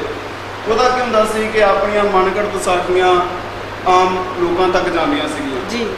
ਜਿਹੜੇ ਸਾਡੇ ਕਾਲਜ ਵਿੱਚੋਂ ਜਾਂ ਮਿਸ਼ਨਰੀ ਕਾਲਜ ਹੋਰ ਵੀ ਜਿਹੜੇ ਹੈਗੇ ਨੇ, ਉਹਨਾਂ ਤੋਂ ਜਿਹੜੇ ਪੜ੍ਹ ਲਿਖ ਕੇ ਵਿਦਵਾਨ ਨਿਕਲਦੇ ਨੇ, ਪੜ੍ਹੇ ਲਿਖੇ ਨੌਜਵਾਨ ਨਿਕਲਦੇ ਨੇ, ਉਹ ਜਾ ਕੇ ਉਹਨਾਂ ਲੋਕਾਂ ਦੇ ਨਾਲ ਗੁਰਬਾਣੀ ਦੇ ਅਰਥ, ਸੰਥਿਆ, ਗੁਰਬਾਣੀ ਦੀਆਂ ਸਾਖੀਆਂ ਜਿਹੜੀਆਂ ਗੁਰਬਾਣੀ ਦੇ ਅਨੁਸਾਰ ਅਨੁਕੂਲ ਨੇ ਜੀ, ਉਹ ਜਦੋਂ ਉਹਨਾਂ ਬੱਚਿਆਂ ਦੇ ਨਾਲ, ਕਿਉਂਕਿ ਅੱਜ ਕੱਲ੍ਹ ਦੇ ਬੱਚੇ ਉਹ ਪੁਰਾਤਨ ਜਿਹੜੇ ਖਿਆਲ ਨੇ ਉਹ ਤਾਂ ਲੈਂਦੇ ਨੇ, ਉਹ ਤਾਂ ਸਗੋਂ ਸਵਾਲ ਕਰਦੇ ਨੇ ਵੀ ਇਹ ਗੱਲ ਜੇ ਹੈ ਤਾਂ ਉਹ ਕਿਵੇਂ ਹੈ। ਜਿਵੇਂ ਇਤਿਹਾਸ ਵਿੱਚ ਵੀ ਕਈ ਸਾਖੀਆਂ ਨੇ ਜੋ ਬੱਚਿਆਂ ਨਾਲ, ਪੁਰਾਣੇ ਬੱਚੇ ਉਹ ਸੁਣਦੇ ਨੇ ਸਾਖੀਆਂ ਨੂੰ, ਤਾਂ ਸੋਚਦੇ ਨੇ ਵੀ ਇਹ ਸਾਖੀ ਇੱਦਾਂ ਤਾਂ ਹੋ ਹੀ ਨਹੀਂ ਸਕਦੀ। ਉਹ ਵਿਗਿਆਨਕ ਢੰਗ ਨਾਲ ਬੱਚਿਆਂ ਨੂੰ ਜਦੋਂ ਦੱਸੀਆਂ ਨੇ ਤੇ ਵਾਕਈ ਉਹ ਸਾਖੀਆਂ ਨੂੰ ਸੁਣਦੇ ਨੇ, ਉਹਨਾਂ ਦੇ ਅਨੁਸਾਰ ਮੰਨਣਯੋਗ ਬਣ ਜਾਂਦੀਆਂ। ਇਹ ਜਿਹੜੇ ਨੌਜਵਾਨ ਸਾਡੇ ਕਾਲਜ ਵਿੱਚੋਂ ਨਿਕਲਦੇ ਨੇ ਜਾਂ ਮਿਸ਼ਨਰੀ ਕਾਲਜਾਂ ਵਿੱਚੋਂ ਹੋਰ ਵੀ ਨਿਕਲਦੇ ਨੇ, ਇਹ ਸਾਰੇ ਨੌਜਵਾਨ ਜਦੋਂ ਪੰਜਾਬ ਦੀ ਧਰਤੀ ਤੇ ਜ਼ਿਆਦਾਤਰ ਕਹਿ ਲਓ, ਕਿਉਂਕਿ ਇੱਥੇ ਜ਼ਿਆਦਾਤਰ ਅੱਜ ਨਸ਼ਿਆਂ ਦਾ ਵੀ ਹਾੜ ਹੈ, ਪਤਨ ਦਾ ਹਾੜ ਹੈ, ਐਜੂਕੇਸ਼ਨ ਇੱਥੇ ਦੀ ਖਤਮ ਹੋ ਚੁੱਕੀ ਹੈ, ਜਦੋਂ ਇਹ ਇੱਕ ਲਹਿਰ ਬਣ ਕੇ ਆਪਾਂ ਤੁਰ ਰਹੇ ਹਾਂ ਤੇ ਸਾਨੂੰ ਸਾਫ਼ ਸਪਸ਼ਟ ਦਿਖਾਈ ਦੇ ਰਿਹਾ ਕਿ ਜਦੋਂ ਇਹ ਸਾਡੀ ਨੌਜਵਾਨ ਪੀੜ੍ਹੀ ਦੀ ਜਾਂ ਇਹ ਸਾਡੇ ਜਿਹੜੇ ਅੱਜ ਦੇ ਬੱਚੇ ਨੇ, ਇਹਨਾਂ ਦੇ ਅੰਦਰ ਜਦੋਂ ਸਿੱਖੀ ਦਾ ਬੂਟਾ ਪ੍ਰਫੁੱਲਤ ਹੋ ਜਾਏਗਾ ਨਾ, ਤੇ ਆਪਣੇ ਆਪ ਹੀ ਸਾਨੂੰ ਗੁਰੂ ਨਾਨਕ ਸਾਹਿਬ ਦੀ ਜਿਹੜੀ ਸੋਚ ਸੀਗੀ, ਜਿਹੜੇ ਸਾਡੇ ਸਾਹਮਣੇ ਉਹਨਾਂ ਨੇ ਪੂਰਨੇ ਪਾਏ ਨੇ, ਉਹ ਸਾਰਿਆਂ ਦੇ ਵਿੱਚ ਸਾਨੂੰ ਪ੍ਰਤੱਖ ਦਿਖਾਈ ਦੇਣਗੇ। ਬੱਚਿਆਂ ਦੀ ਬੁਲੰਦੀ ਦੀ ਤੁਸੀਂ ਗੱਲ ਕੀਤੀ ਹੈ, ਤੁਹਾਨੂੰ ਯਾਦ ਹੋਏਗਾ 21 ਫਰਵਰੀ 1921 ਨੂੰ ਨਨਕਾਣਾ ਸਾਹਿਬ ਵਿਖੇ ਮਹੰਤ ਨਰਾਇਣ ਦਾਸ ਦੇ ਗੁੰਡਿਆਂ ਵੱਲੋਂ ਬਹੁਤ ਸਾਰੇ ਸਿੰਘਾਂ ਨੂੰ ਸ਼ਹੀਦ ਕੀਤਾ ਸੀ। ਉਹ ਜਦੋਂ ਸ਼ਹੀਦ ਹੋ ਗਏ ਤੇ 23 ਫਰਵਰੀ ਨੂੰ 2 ਦਿਨ ਬਾਅਦ ਅੱਧ ਸੜੀਆਂ ਲਾਸ਼ਾਂ, ਮਾਸ ਦੇ ਟੁਕੜੇ, ਹੱਡੀਆਂ ਨੂੰ ਇਕੱਠੀਆਂ ਕਰਕੇ ਇੱਕ ਜਗ੍ਹਾ ਸੰਸਕਾਰ ਕੀਤਾ ਸੀ। ਸ਼ਾਇਦ ਤੁਸੀਂ ਗਏ ਹੋਵੋਗੇ, ਉਸ ਸਥਾਨ ਦਾ ਨਾਂ ਹੈ ਸ਼ਹੀਦਗੰਜ। ਜਦੋਂ ਅਗਨ ਭੇਟ ਕੀਤਾ ਗਿਆ ਤੇ ਉੱਥੇ ਬੈਠ ਕੇ ਸਾਡੇ ਜਿਹੜੇ ਪੁਰਖੇ ਸੀ ਨਾ ਸਤਿਕਾਰਯੋਗ ਉਸ ਵੇਲੇ ਪੰਥ ਦਰਦੀ, ਉਹਨਾਂ ਨੇ ਇੱਕ ਫੈਸਲਾ ਕੀਤਾ ਕਿ ਅਸੀਂ ਗੁਰਮਤਿ ਨੂੰ, ਗੁਰੂ ਗ੍ਰੰਥ ਸਾਹਿਬ ਦੀ ਵਿਚਾਰਧਾਰਾ ਨੂੰ ਦੁਨੀਆ ਵਿੱਚ ਪਹੁੰਚਾਉਣ ਵਾਸਤੇ ਪ੍ਰਚਾਰਕ ਸਿਧਾਂਤਕ ਢੰਗ ਦੇ ਪੈਦਾ ਕਰੀਏ। ਉਹਨਾਂ ਸ਼ਹੀਦਾਂ ਦੀ ਯਾਦ ਵਿੱਚ ਸ਼ਹੀਦ ਸਿੰਘ ਮਿਸ਼ਨਰੀ ਕਾਲਜ ਅੰਮ੍ਰਿਤਸਰ ਹੋਂਦ ਵਿੱਚ ਆਇਆ।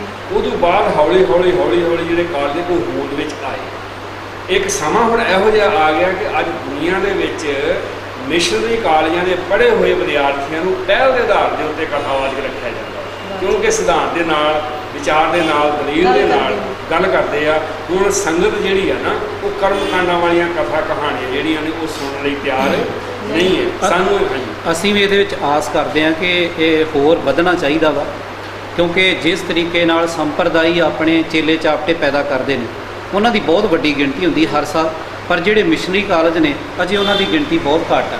ਤੇ ਅਸੀਂ ਸੰਗਤਾਂ ਨੂੰ ਵੀ ਇਹ ਅਪੀਲ ਕਰਾਂਗੇ ਕਿ ਉਹ ਵੱਧ ਤੋਂ ਵੱਧ ਸਹਿਯੋਗ ਕਰਨ ਜੇ ਉਹਨਾਂ ਨੂੰ ਵਿਚਾਰ ਚੰਗੇ ਲੱਗ ਰਹੇ ਨੇ।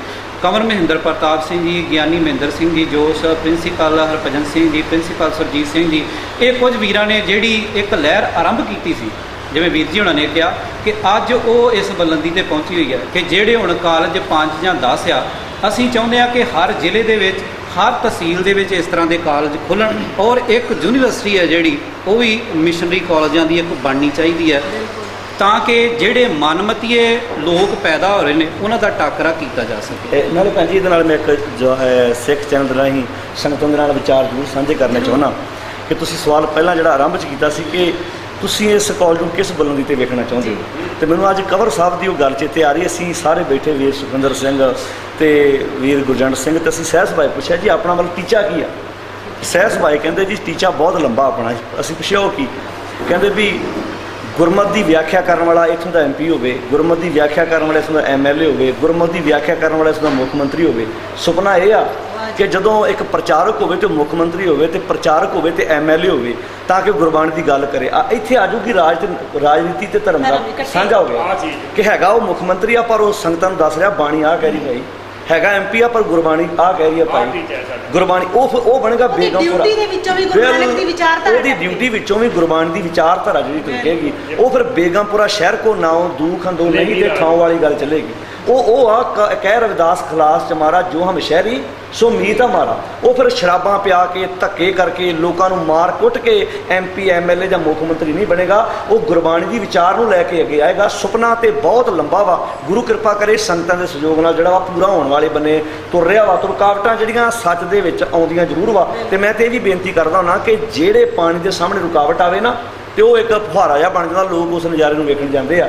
ਜਿੰਨੀ ਰੁਕਾਵਟ ਤੁਹਾਡੀ ਜ਼ਿੰਦਗੀ ਦੇ ਵਿੱਚ ਆਊਗੀ ਓਨੀ ਜ਼ਿੰਦਗੀ ਤੁਹਾਡੀ ਲੋਕਾਂ ਨੂੰ ਖਿੱਚਣ ਵਾਲੀ ਬਣੇਗੀ, ਸਫਲਤਾ ਨਾਲ। ਹੁਣ ਬਾਕੀ ਵੀ ਗੁਰੂ ਪਾਤਸ਼ਾਹ ਹੈਗੇ ਆ, ਪਰ ਜਿੰਨੀਆਂ ਅਸੀਂ ਗੁਰੂ ਅਰਜਨ ਸਾਹਿਬ ਦੀਆਂ ਮਿਸਾਲਾਂ ਦਿੰਦੇ ਆ, ਦੂਜਿਆਂ ਦੀਆਂ ਕਿਉਂ ਨਹੀਂ ਦਿੰਦੇ? ਕਿਉਂਕਿ ਤੱਤੀ ਤਵੀ ਤੇ ਬੈਠੇ ਆ, ਉਹਨਾਂ ਨੇ ਸੀਸ ਤੇ ਤੱਤਾ ਰੇਤਾ ਪਵਾਇਆ ਵਾ। ਬਿਲਕੁਲ ਜਿੰਨਾ ਕੋਈ ਬੰਦਾ ਕਸ਼ਟ ਸਹਿੰਦਾ ਵਾ ਉਹਨਾਂ ਹੀ ਉਹ ਲੋਕਾਂ ਵਾਸਤੇ ਜਿਹੜਾ ਵਾ ਇਹ ਸਿੱਖਿਆਦਾਇਕ ਉਹਦਾ ਜੀਵਨ ਬਣਦਾ। ਇਹ ਸੁਪਨਾ ਵਾ ਮਤਲਬ ਇਸ ਕਾਲਜ ਦਾ ਕਿ ਘਰ ਘਰ ਗੁਰੂ ਦੀ ਵਿਚਾਰ ਜਾਵੇ। ਤੇ ਬਾਕੀ ਮੈਂ ਇਹ ਦੱਸਣਾ ਚਾਹੁੰਦਾ ਕਿ ਮਿਸ਼ਨ ਦੀ ਵਿਚਾਰਧਾਰਾ ਜਾਂ ਮਿਸ਼ਨਰੀ ਲਫ਼ਜ਼ ਬਾਰੇ ਆਮ ਕਿਹਾ ਜਾਂਦਾ ਜੀ ਇਹ ਤੋੜਦੇ ਨੇ ਗੁਰੂ ਨਾਲੋਂ, ਇਹ ਲਫ਼ਜ਼ ਬੋਲਿਆ ਜਾਂਦਾ ਨਾਸਤਕ ਨੇ ਤੋੜਦੇ ਨੇ। ਤੇ ਮੈਂ ਸੰਗਤਾਂ ਨੂੰ ਦੱਸਣਾ ਚਾਹੁੰਦਾ ਕਿ ਤੋੜਦੇ ਜ਼ਰੂਰ ਵਾਂ। ਕਿਹਦੇ ਨਾਲੋਂ? ਡੇਰੇਦਾਰਾਂ ਨਾਲੋਂ, ਪਖੰਡੀਆਂ ਨਾਲੋਂ, ਖੁੰਡੀਆਂ ਨਾਲੋਂ, ਚਿਮਟਿਆਂ ਨਾਲੋਂ, ਜਿਹੜੇ ਲੈਟਰਿੰਗਾਂ ਪਜਾ ਰਹੇ ਆ, ਫਲਸ਼ਾਂ ਪਜਾ ਰਹੇ ਆ, ਜੁੱਤੀਆਂ ਨੂੰ ਪੂਜਾ ਕਰਾ ਰਹੇ, ਉਹਨਾਂ ਨਾਲੋਂ ਤੋੜਦੇ ਆ। ਤੇ ਗੁਰੂ ਗ੍ਰੰਥ ਸਾਹਿਬ ਨਾਲ ਜੋੜਦੇ ਆ। ਫੈਸਲਾ ਤੁਸੀਂ ਕਰ ਲਓ, ਜੇ ਉਹਨਾਂ ਨਾਲ ਜੁੜਨਾ ਤਾਂ ਤੁਹਾਡੀ ਮਰਜ਼ੀ ਭਾਈ, ਜੇ ਗੁਰੂ ਗ੍ਰੰਥ ਸਾਹਿਬ ਨਾਲ ਜੁੜਨਾ ਤਾਂ ਤੁਹਾਡੀ ਮਰਜ਼ੀ। ਕਿਉਂਕਿ ਅਸੀਂ ਨਾ ਤੇ ਕਦੀ ਆਪਣੇ ਪ੍ਰਿੰਸੀਪਲ ਦੀ ਫੋਟੋ ਰੱਖ ਕੇ ਆਨੇ ਵੀ ਇਹਨੂੰ ਮੱਥਾ ਟੇਕੋ, ਇਹ ਤੇ ਸਾਡੇ ਪ੍ਰਿੰਸੀਪਲ ਦੀ ਕੁਰਸੀ ਤੇ ਬਹਿੰਦੇ ਹੁੰਦੇ ਸੀ, ਇਹ ਸਾਡੇ ਪ੍ਰਿੰਸੀਪਲ ਸਾਹਿਬ ਦਾ ਜੋੜਾ ਵਾ, ਇਹਨੂੰ ਤੁਸੀਂ ਮੱਥਾ ਟੇਕੋ ਭਾਈ। ਇੱਥੇ ਪ੍ਰਿੰਸੀਪਲ ਸਾਹਿਬ ਜੀ ਸਾਡੇ ਰਾਤ ਨੂੰ ਸੌਂਦੇ ਹੁੰਦੇ ਸੀ, ਇਹ ਬੈੱਡ ਆ ਸਾਡੇ ਪ੍ਰਿੰਸੀਪਲ ਸਾਹਿਬ ਦਾ। ਨਾ ਮਿਸ਼ਨ ਦੀ ਬਰਸੀਆਂ ਮਨਾਉਂਦੇ ਆ, ਇਸ ਕਰਕੇ ਮਿਸ਼ਨ ਦੀ ਕਈਆਂ ਨੂੰ ਚੁੱਭਦੇ ਵੀ ਆ, ਪਰ ਬਾਬੇ ਆਪਣੀਆਂ ਬਰਸੀਆਂ ਵੀ ਮਨਾਉਂਦੇ। ਮੈਂ ਬੰਗਲਾ ਸਾਹਿਬ ਤੋਂ ਬੋਲ ਕੇ ਆਇਆ ਸੀ, ਤੇ ਉੱਥੇ ਫਿਰ ਸਾਡੇ ਆਗੂ ਵੀ ਜਾਂਦੇ ਆ, ਸਿਆਸੀ ਵੀ ਜਾਂਦੇ ਆ, ਧਾਰਮਿਕ ਵੀ ਜਾਂਦੇ ਆ। ਤੋੜਦੇ ਜ਼ਰੂਰ ਵਾਂ, ਪਖੰਡੀਆਂ ਨਾਲ ਤੋੜਦੇ ਆ ਤੇ ਗੁਰੂ ਗ੍ਰੰਥ ਸਾਹਿਬ ਨਾਲ ਜੋੜਦੇ ਆ। ਸਾਥ ਸੰਗਤਾਂ ਬਹੁਤ ਦੇ ਰਹੀਆਂ, ਹੋਰ ਵੀ ਦਿਓ ਤਾਂ ਕਿ ਆਪਾਂ ਇੱਕ ਹਲੇਮੀ ਰਾਜ ਜਿਹੜਾ ਉਹ ਪੈਦਾ ਕਰ ਸਕੀਏ। ਵਾਹ ਜੀ ਵਾਹ ਵੀਰ ਜੀ। ਮੈਂ ਤੁਹਾਨੂੰ ਗੁਰਜੀਤ ਸਿੰਘ ਜੀ ਪੁੱਛਾਂ ਇੱਕ ਕੁਐਸਚਨ, ਕਿਉਂਕਿ ਤੁਸੀਂ ਬੜੀ ਦੇਰ ਦੇ ਚੁੱਪਚਾਪ ਬੈਠੇ ਹੋ ਤੇ ਆਪਾਂ ਇਹਦਾ ਚੁੱਪ ਹੀ ਤੁਹਾਨੂੰ ਜਾਣ ਨਹੀਂ ਦੇਣਾ।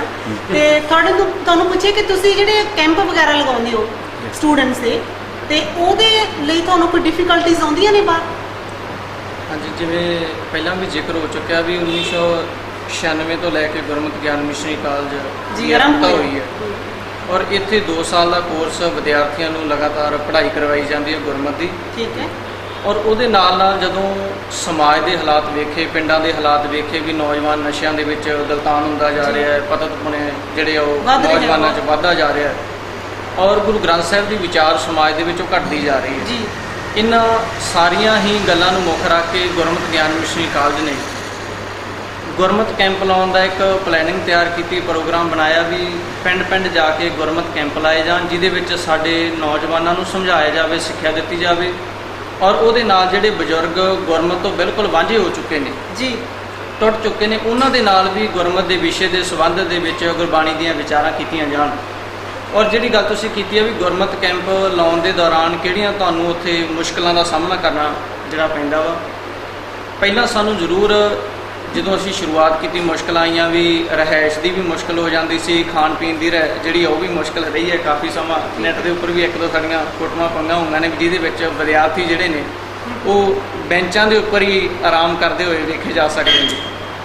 ਔਰ ਇਹਦੇ ਨਾਲ ਜਿਹੜੀ ਹੋਰ ਮੁਸ਼ਕਲ ਹੈ ਵੀ ਜਿਵੇਂ ਡੇਰੇਦਾਰਾਂ ਨੂੰ ਮੰਨਣ ਵਾਲੇ ਲੋਕ ਨੇ, ਉਹਨਾਂ ਦੀ ਵੀ ਕਈ ਵਾਰ ਸਾਨੂੰ ਕਈ ਥਾਵਾਂ ਦੇ ਉੱਪਰ ਵਿਰੋਧਤਾ ਸਹਿਣੀ ਪਈ ਵੀ ਇਹ ਗਲਤ ਪ੍ਰਚਾਰ ਕਰ ਰਹੇ ਨੇ। ਇੱਕ ਤਾਜ਼ੀ ਘਟਨਾ ਜਿਹੜੀ ਰਾਮਗੜ੍ਹ ਭੁੱਲਰ ਜਗਰਾਉਂ ਲਾਗੇ ਇੱਕ ਨਗਰ ਹੈ, ਪਿਛਲੇ ਦਿਨੀ ਅਸੀਂ ਉੱਥੇ ਗੁਰਮਤਿ ਕੈਂਪ ਲਾਇਆ। ਉੱਥੇ ਵੀ ਕੁਝ ਡੇਰੇਦਾਰਾਂ ਨੂੰ, ਸੰਪਰਦਾ ਨੂੰ ਮੰਨਣ ਵਾਲੇ ਜਿਹੜੇ ਲੋਕ ਸਨ, ਜਦੋਂ ਜਿੱਥੇ ਸਵੇਰੇ 8 ਵਜੇ ਤੋਂ ਲੈ ਕੇ 11 ਵਜੇ ਤੱਕ ਸਕੂਲ ਦੇ ਵਿੱਚ ਬੱਚਿਆਂ ਦੇ ਨਾਲ ਗੁਰਮਤਿ ਦੇ ਸੰਬੰਧ ਦੇ ਵਿੱਚ ਵਿਚਾਰਾਂ ਹੁੰਦੀਆਂ ਸਨ, ਉੱਥੇ ਸ਼ਾਮ ਨੂੰ ਜਿੱਥੇ ਕਥਾ ਵਾਰਤਾ ਹੁੰਦੀ ਸੀ ਨਾਲ ਸੰਗਤ ਦੇ ਸਵਾਲ ਜਵਾਬ ਰੱਖੇ ਹੋਏ ਸਨ, ਔਰ ਉਹਦੇ ਵਿੱਚ ਭਾਰੀ ਗਿਣਤੀ ਦੇ ਵਿੱਚ ਸੰਗਤ ਨੇ ਜਿਹੜਾ ਸ਼ਮੂਲੀਅਤ ਕੀਤੀ।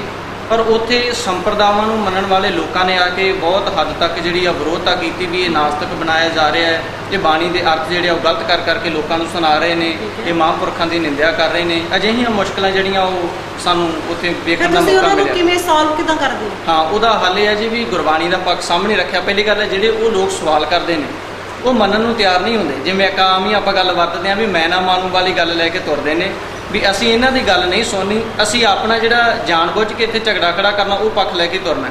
ਉਹਨਾਂ ਨੇ ਕਾਫੀ ਸਵਾਲ ਕੀਤੇ, ਔਰ ਨਾਲ ਜਿਹੜਾ ਸਾਨੂੰ ਉੱਥੇ ਖੁਸ਼ੀ ਇਸ ਗੱਲ ਦੀ ਹੋਈ ਵੀ ਜਿਹੜੀ ਸੰਗਤ ਬੈਠੀ ਹੋਈ ਸੀ ਉਹਨਾਂ ਨੇ ਸਵਾਲ ਜਵਾਬ ਸੁਣੇ, ਵਿਚਾਰ ਵਟਾਂਦਰੇ ਜਿਹੜੇ ਉੱਥੇ ਸਵਾਲ ਜਵਾਬ ਚੱਲੇ। ਉਸ ਤੋਂ ਬਾਅਦ ਨਤੀਜਾ ਕੀ ਹੋਇਆ ਵੀ ਸਾਨੂੰ ਬਹੁਤਾਤ ਗਿਣਤੀ ਸੰਗਤ ਸਾਡੇ ਵਾਲੇ ਪਾਸੇ ਆ ਕੇ ਖਲੋ ਕੇ ਉਹਨਾਂ ਨੇ ਇਹ ਸ਼ਬਦ ਵਰਤੇ ਵੀ ਇੰਨਾ ਸਮਾਂ ਹੋ ਗਿਆ ਇਹਨਾਂ ਲੋਕਾਂ ਨੂੰ ਸਾਡੇ ਪਿੰਡ ਦੇ ਵਿੱਚ ਰਹਿੰਦਿਆਂ ਹੋਇਆਂ, ਕਿਸੇ ਬੱਚੇ ਨੂੰ ਇਹਨਾਂ ਨੇ ਅੱਜ ਤੱਕ ਗੁਰਮਤਿ ਦੀ ਗੱਲ ਨਹੀਂ ਸੁਣਾਈ। ਕਿਸੇ ਵੀਰ ਨੂੰ ਜਾਂ ਬਜ਼ੁਰਗ ਦੇ ਨਾਲ ਬੈਠ ਕੇ ਗੁਰਮਤਿ ਦੀ ਗੱਲ ਨਹੀਂ ਕੀਤੀ। ਇਹਨਾਂ ਨੇ ਬਥੇਰਾ ਸਮਾਂ ਇੱਥੇ ਸਾਡੇ ਨਗਰ ਦੇ ਵਿੱਚ, ਉਹ ਕਿਉਂਕਿ ਗ੍ਰੰਥ ਸਿੰਘ ਦੀ ਡਿਊਟੀ ਨਿਭਾ ਰਹੇ ਸਨ, ਸੰਪਰਦਾ ਨੂੰ ਮੰਨਣ ਵਾਲੇ ਸਨ, ਵੀ ਕਿਸੇ ਦੇ ਨਾਲ ਗੁਰਮਤਿ ਦੀ ਗੱਲ ਨਹੀਂ ਕੀਤੀ। ਹਾਂ, ਜਿਹੜੇ ਦੋ ਮਾਈਆਂ ਨੇ ਸ਼ਬਦ ਵਰਤੇ ਸਨ ਵੀ ਇਹਨਾਂ ਨੇ 2 ਸਾਲ ਸਾਡੇ ਤੋਂ ਟੂਟੀਆਂ ਜ਼ਰੂਰ ਮੰਜਾ ਲਈਆਂ, ਬਰਤਨ ਸਾਨੂੰ ਮਾਂਜਣੇ ਸਿਖਾਤੇ ਵੀ ਇਹਨੂੰ ਇਸ ਤਰੀਕੇ ਨਾਲ ਸੁੱਚਾ ਕਰਨਾ, ਰੇਤੇ ਨਾਲ ਮਾਂਜ ਲਓ, ਟੂਟੀਆਂ ਰੇਤੇ ਨਾਲ ਮਾਂਜ ਲਓ, ਪਰ ਗੁਰਮਤਿ ਦੀ ਗੱਲ ਅੱਜ ਤੱਕ ਸਾਡੇ ਨਾਲ ਨਹੀਂ ਸੀ ਕੀਤੀ। ਕਿੰਨਾ ਚੰਗਾ ਹੋਇਆ ਵੀ ਇਹ ਛੋਟੀ ਉਮਰ ਦੇ ਵਿੱਚ ਜਿਹੜੇ ਵੀਰ ਸਾਡੇ ਨਾਲ ਉੱਥੇ ਪਹੁੰਚੇ ਹੋਏ ਸਨ, ਉਹਨਾਂ ਵੀਰਾਂ ਨੇ ਬੱਚਿਆਂ ਦੀਆਂ ਵੀ ਕਲਾਸਾਂ ਲਾਈਆਂ, ਬਜ਼ੁਰਗਾਂ ਦੇ ਨਾਲ ਸਵਾਲ ਜਵਾਬ ਗੱਲਬਾਤ ਕੀਤੀ, ਕਥਾ ਵਾਰਤਾ ਕੀਤੀ। ਉਹ ਇੰਨੇ ਜ਼ਿਆਦਾ ਲੋਕ ਖੁਸ਼ ਹੋਏ ਅਤੇ ਉਹਨਾਂ ਨੇ ਮੰਗ ਕੀਤੀ ਵੀ ਇਹ 3 ਦਿਨਾਂ ਦਾ ਜਾਂ 4 ਦਿਨਾਂ ਦਾ ਗੁਰਮਤਿ ਕੈਂਪ ਨਹੀਂ ਹੋਣਾ ਚਾਹੀਦਾ, ਘੱਟੋ ਘੱਟ 10-15 ਦਿਨ ਸਾਡੇ ਪਿੰਡ ਦੇ ਵਿੱਚ ਨੌਜਵਾਨ ਰਹਿਣ ਅਤੇ ਹਰ 3 ਮਹੀਨਿਆਂ ਬਾਅਦ ਹੀ ਸਾਨੂੰ ਇਹ ਗੁਰਮਤਿ ਕੈਂਪ ਦਿੱਤਾ ਜਾਵੇ।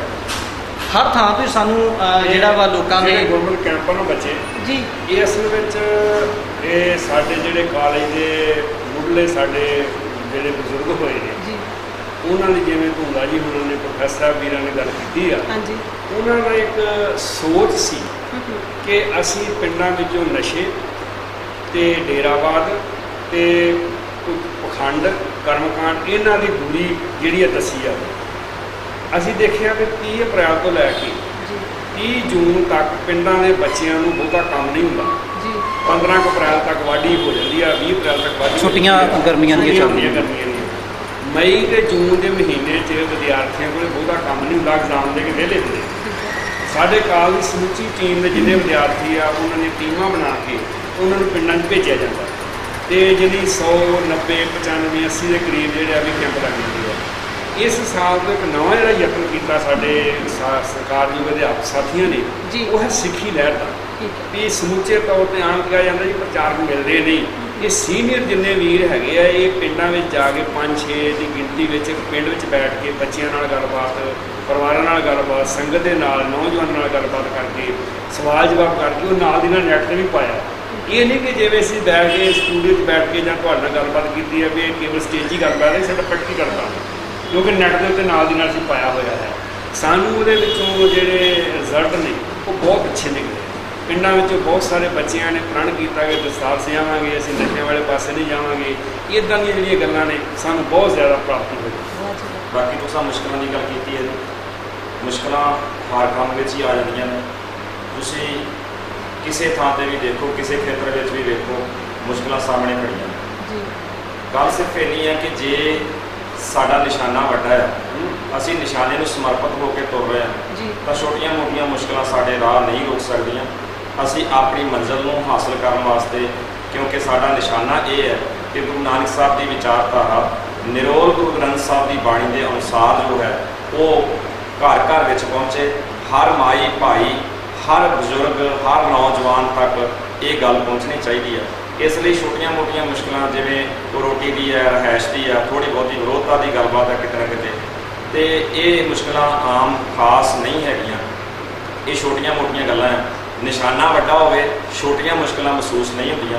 ਜੇ ਨਿਸ਼ਾਨਾ ਹੀ ਛੋਟਾ ਹੋਵੇ ਵੀ ਆਪਾਂ ਸਿਰਫ ਰੋਟੀ ਕਮਾਉਣੀ ਆ, ਆਪਾਂ ਸਿਰਫ ਥੋੜ੍ਹੇ ਬਹੁਤੇ ਪੈਸੇ ਇਕੱਠੇ ਕਰਨੇ ਆ, ਤਾਂ ਇਹ ਛੋਟਿਆਂ ਨਿਸ਼ਾਨਿਆਂ ਦੇ ਵਿੱਚ ਨਿੱਕੀਆਂ ਮੁਸ਼ਕਲਾਂ ਜਿਹੜੀਆਂ ਆ ਉਹ ਵੀ ਵੱਡੇ ਅੜਿੱਕੇ ਪੈਦਾ ਕਰਦੀਆਂ ਆ ਔਰ ਬੰਦੇ ਨਿਰਾਸ਼ਤਾ ਵਾਲੇ ਪਾਸੇ ਚਲੇ ਜਾਂਦੇ ਆ। ਅਸੀਂ ਤੇ ਇੱਕੋ ਨਿਸ਼ਾਨਾ ਲੈ ਕੇ ਚੱਲ ਰਹੇ ਹਾਂ ਕਿ ਆਪਾਂ ਗੁਰੂ ਨਾਨਕ ਸਾਹਿਬ ਸੱਚੇ ਪਾਤਸ਼ਾਹ ਜੀ ਦਾ ਜੀਵਨ ਪੜ੍ਹਦੇ ਹਾਂ, ਤਾਂ ਉਹਨਾਂ ਨੇ ਅਨੇਕਾਂ ਮੁਸ਼ਕਲਾਂ ਆਪਣੇ ਜੀਵਨ ਵਿੱਚ ਹੰਢਾ ਕੇ ਵੀ ਹਾਰੇ ਨਹੀਂ, ਸਗੋਂ ਤਕੜੇ ਹੋ ਕੇ ਇਸ ਸਮਾਜ ਦੇ ਵਿੱਚ ਵਿਚਰੇ।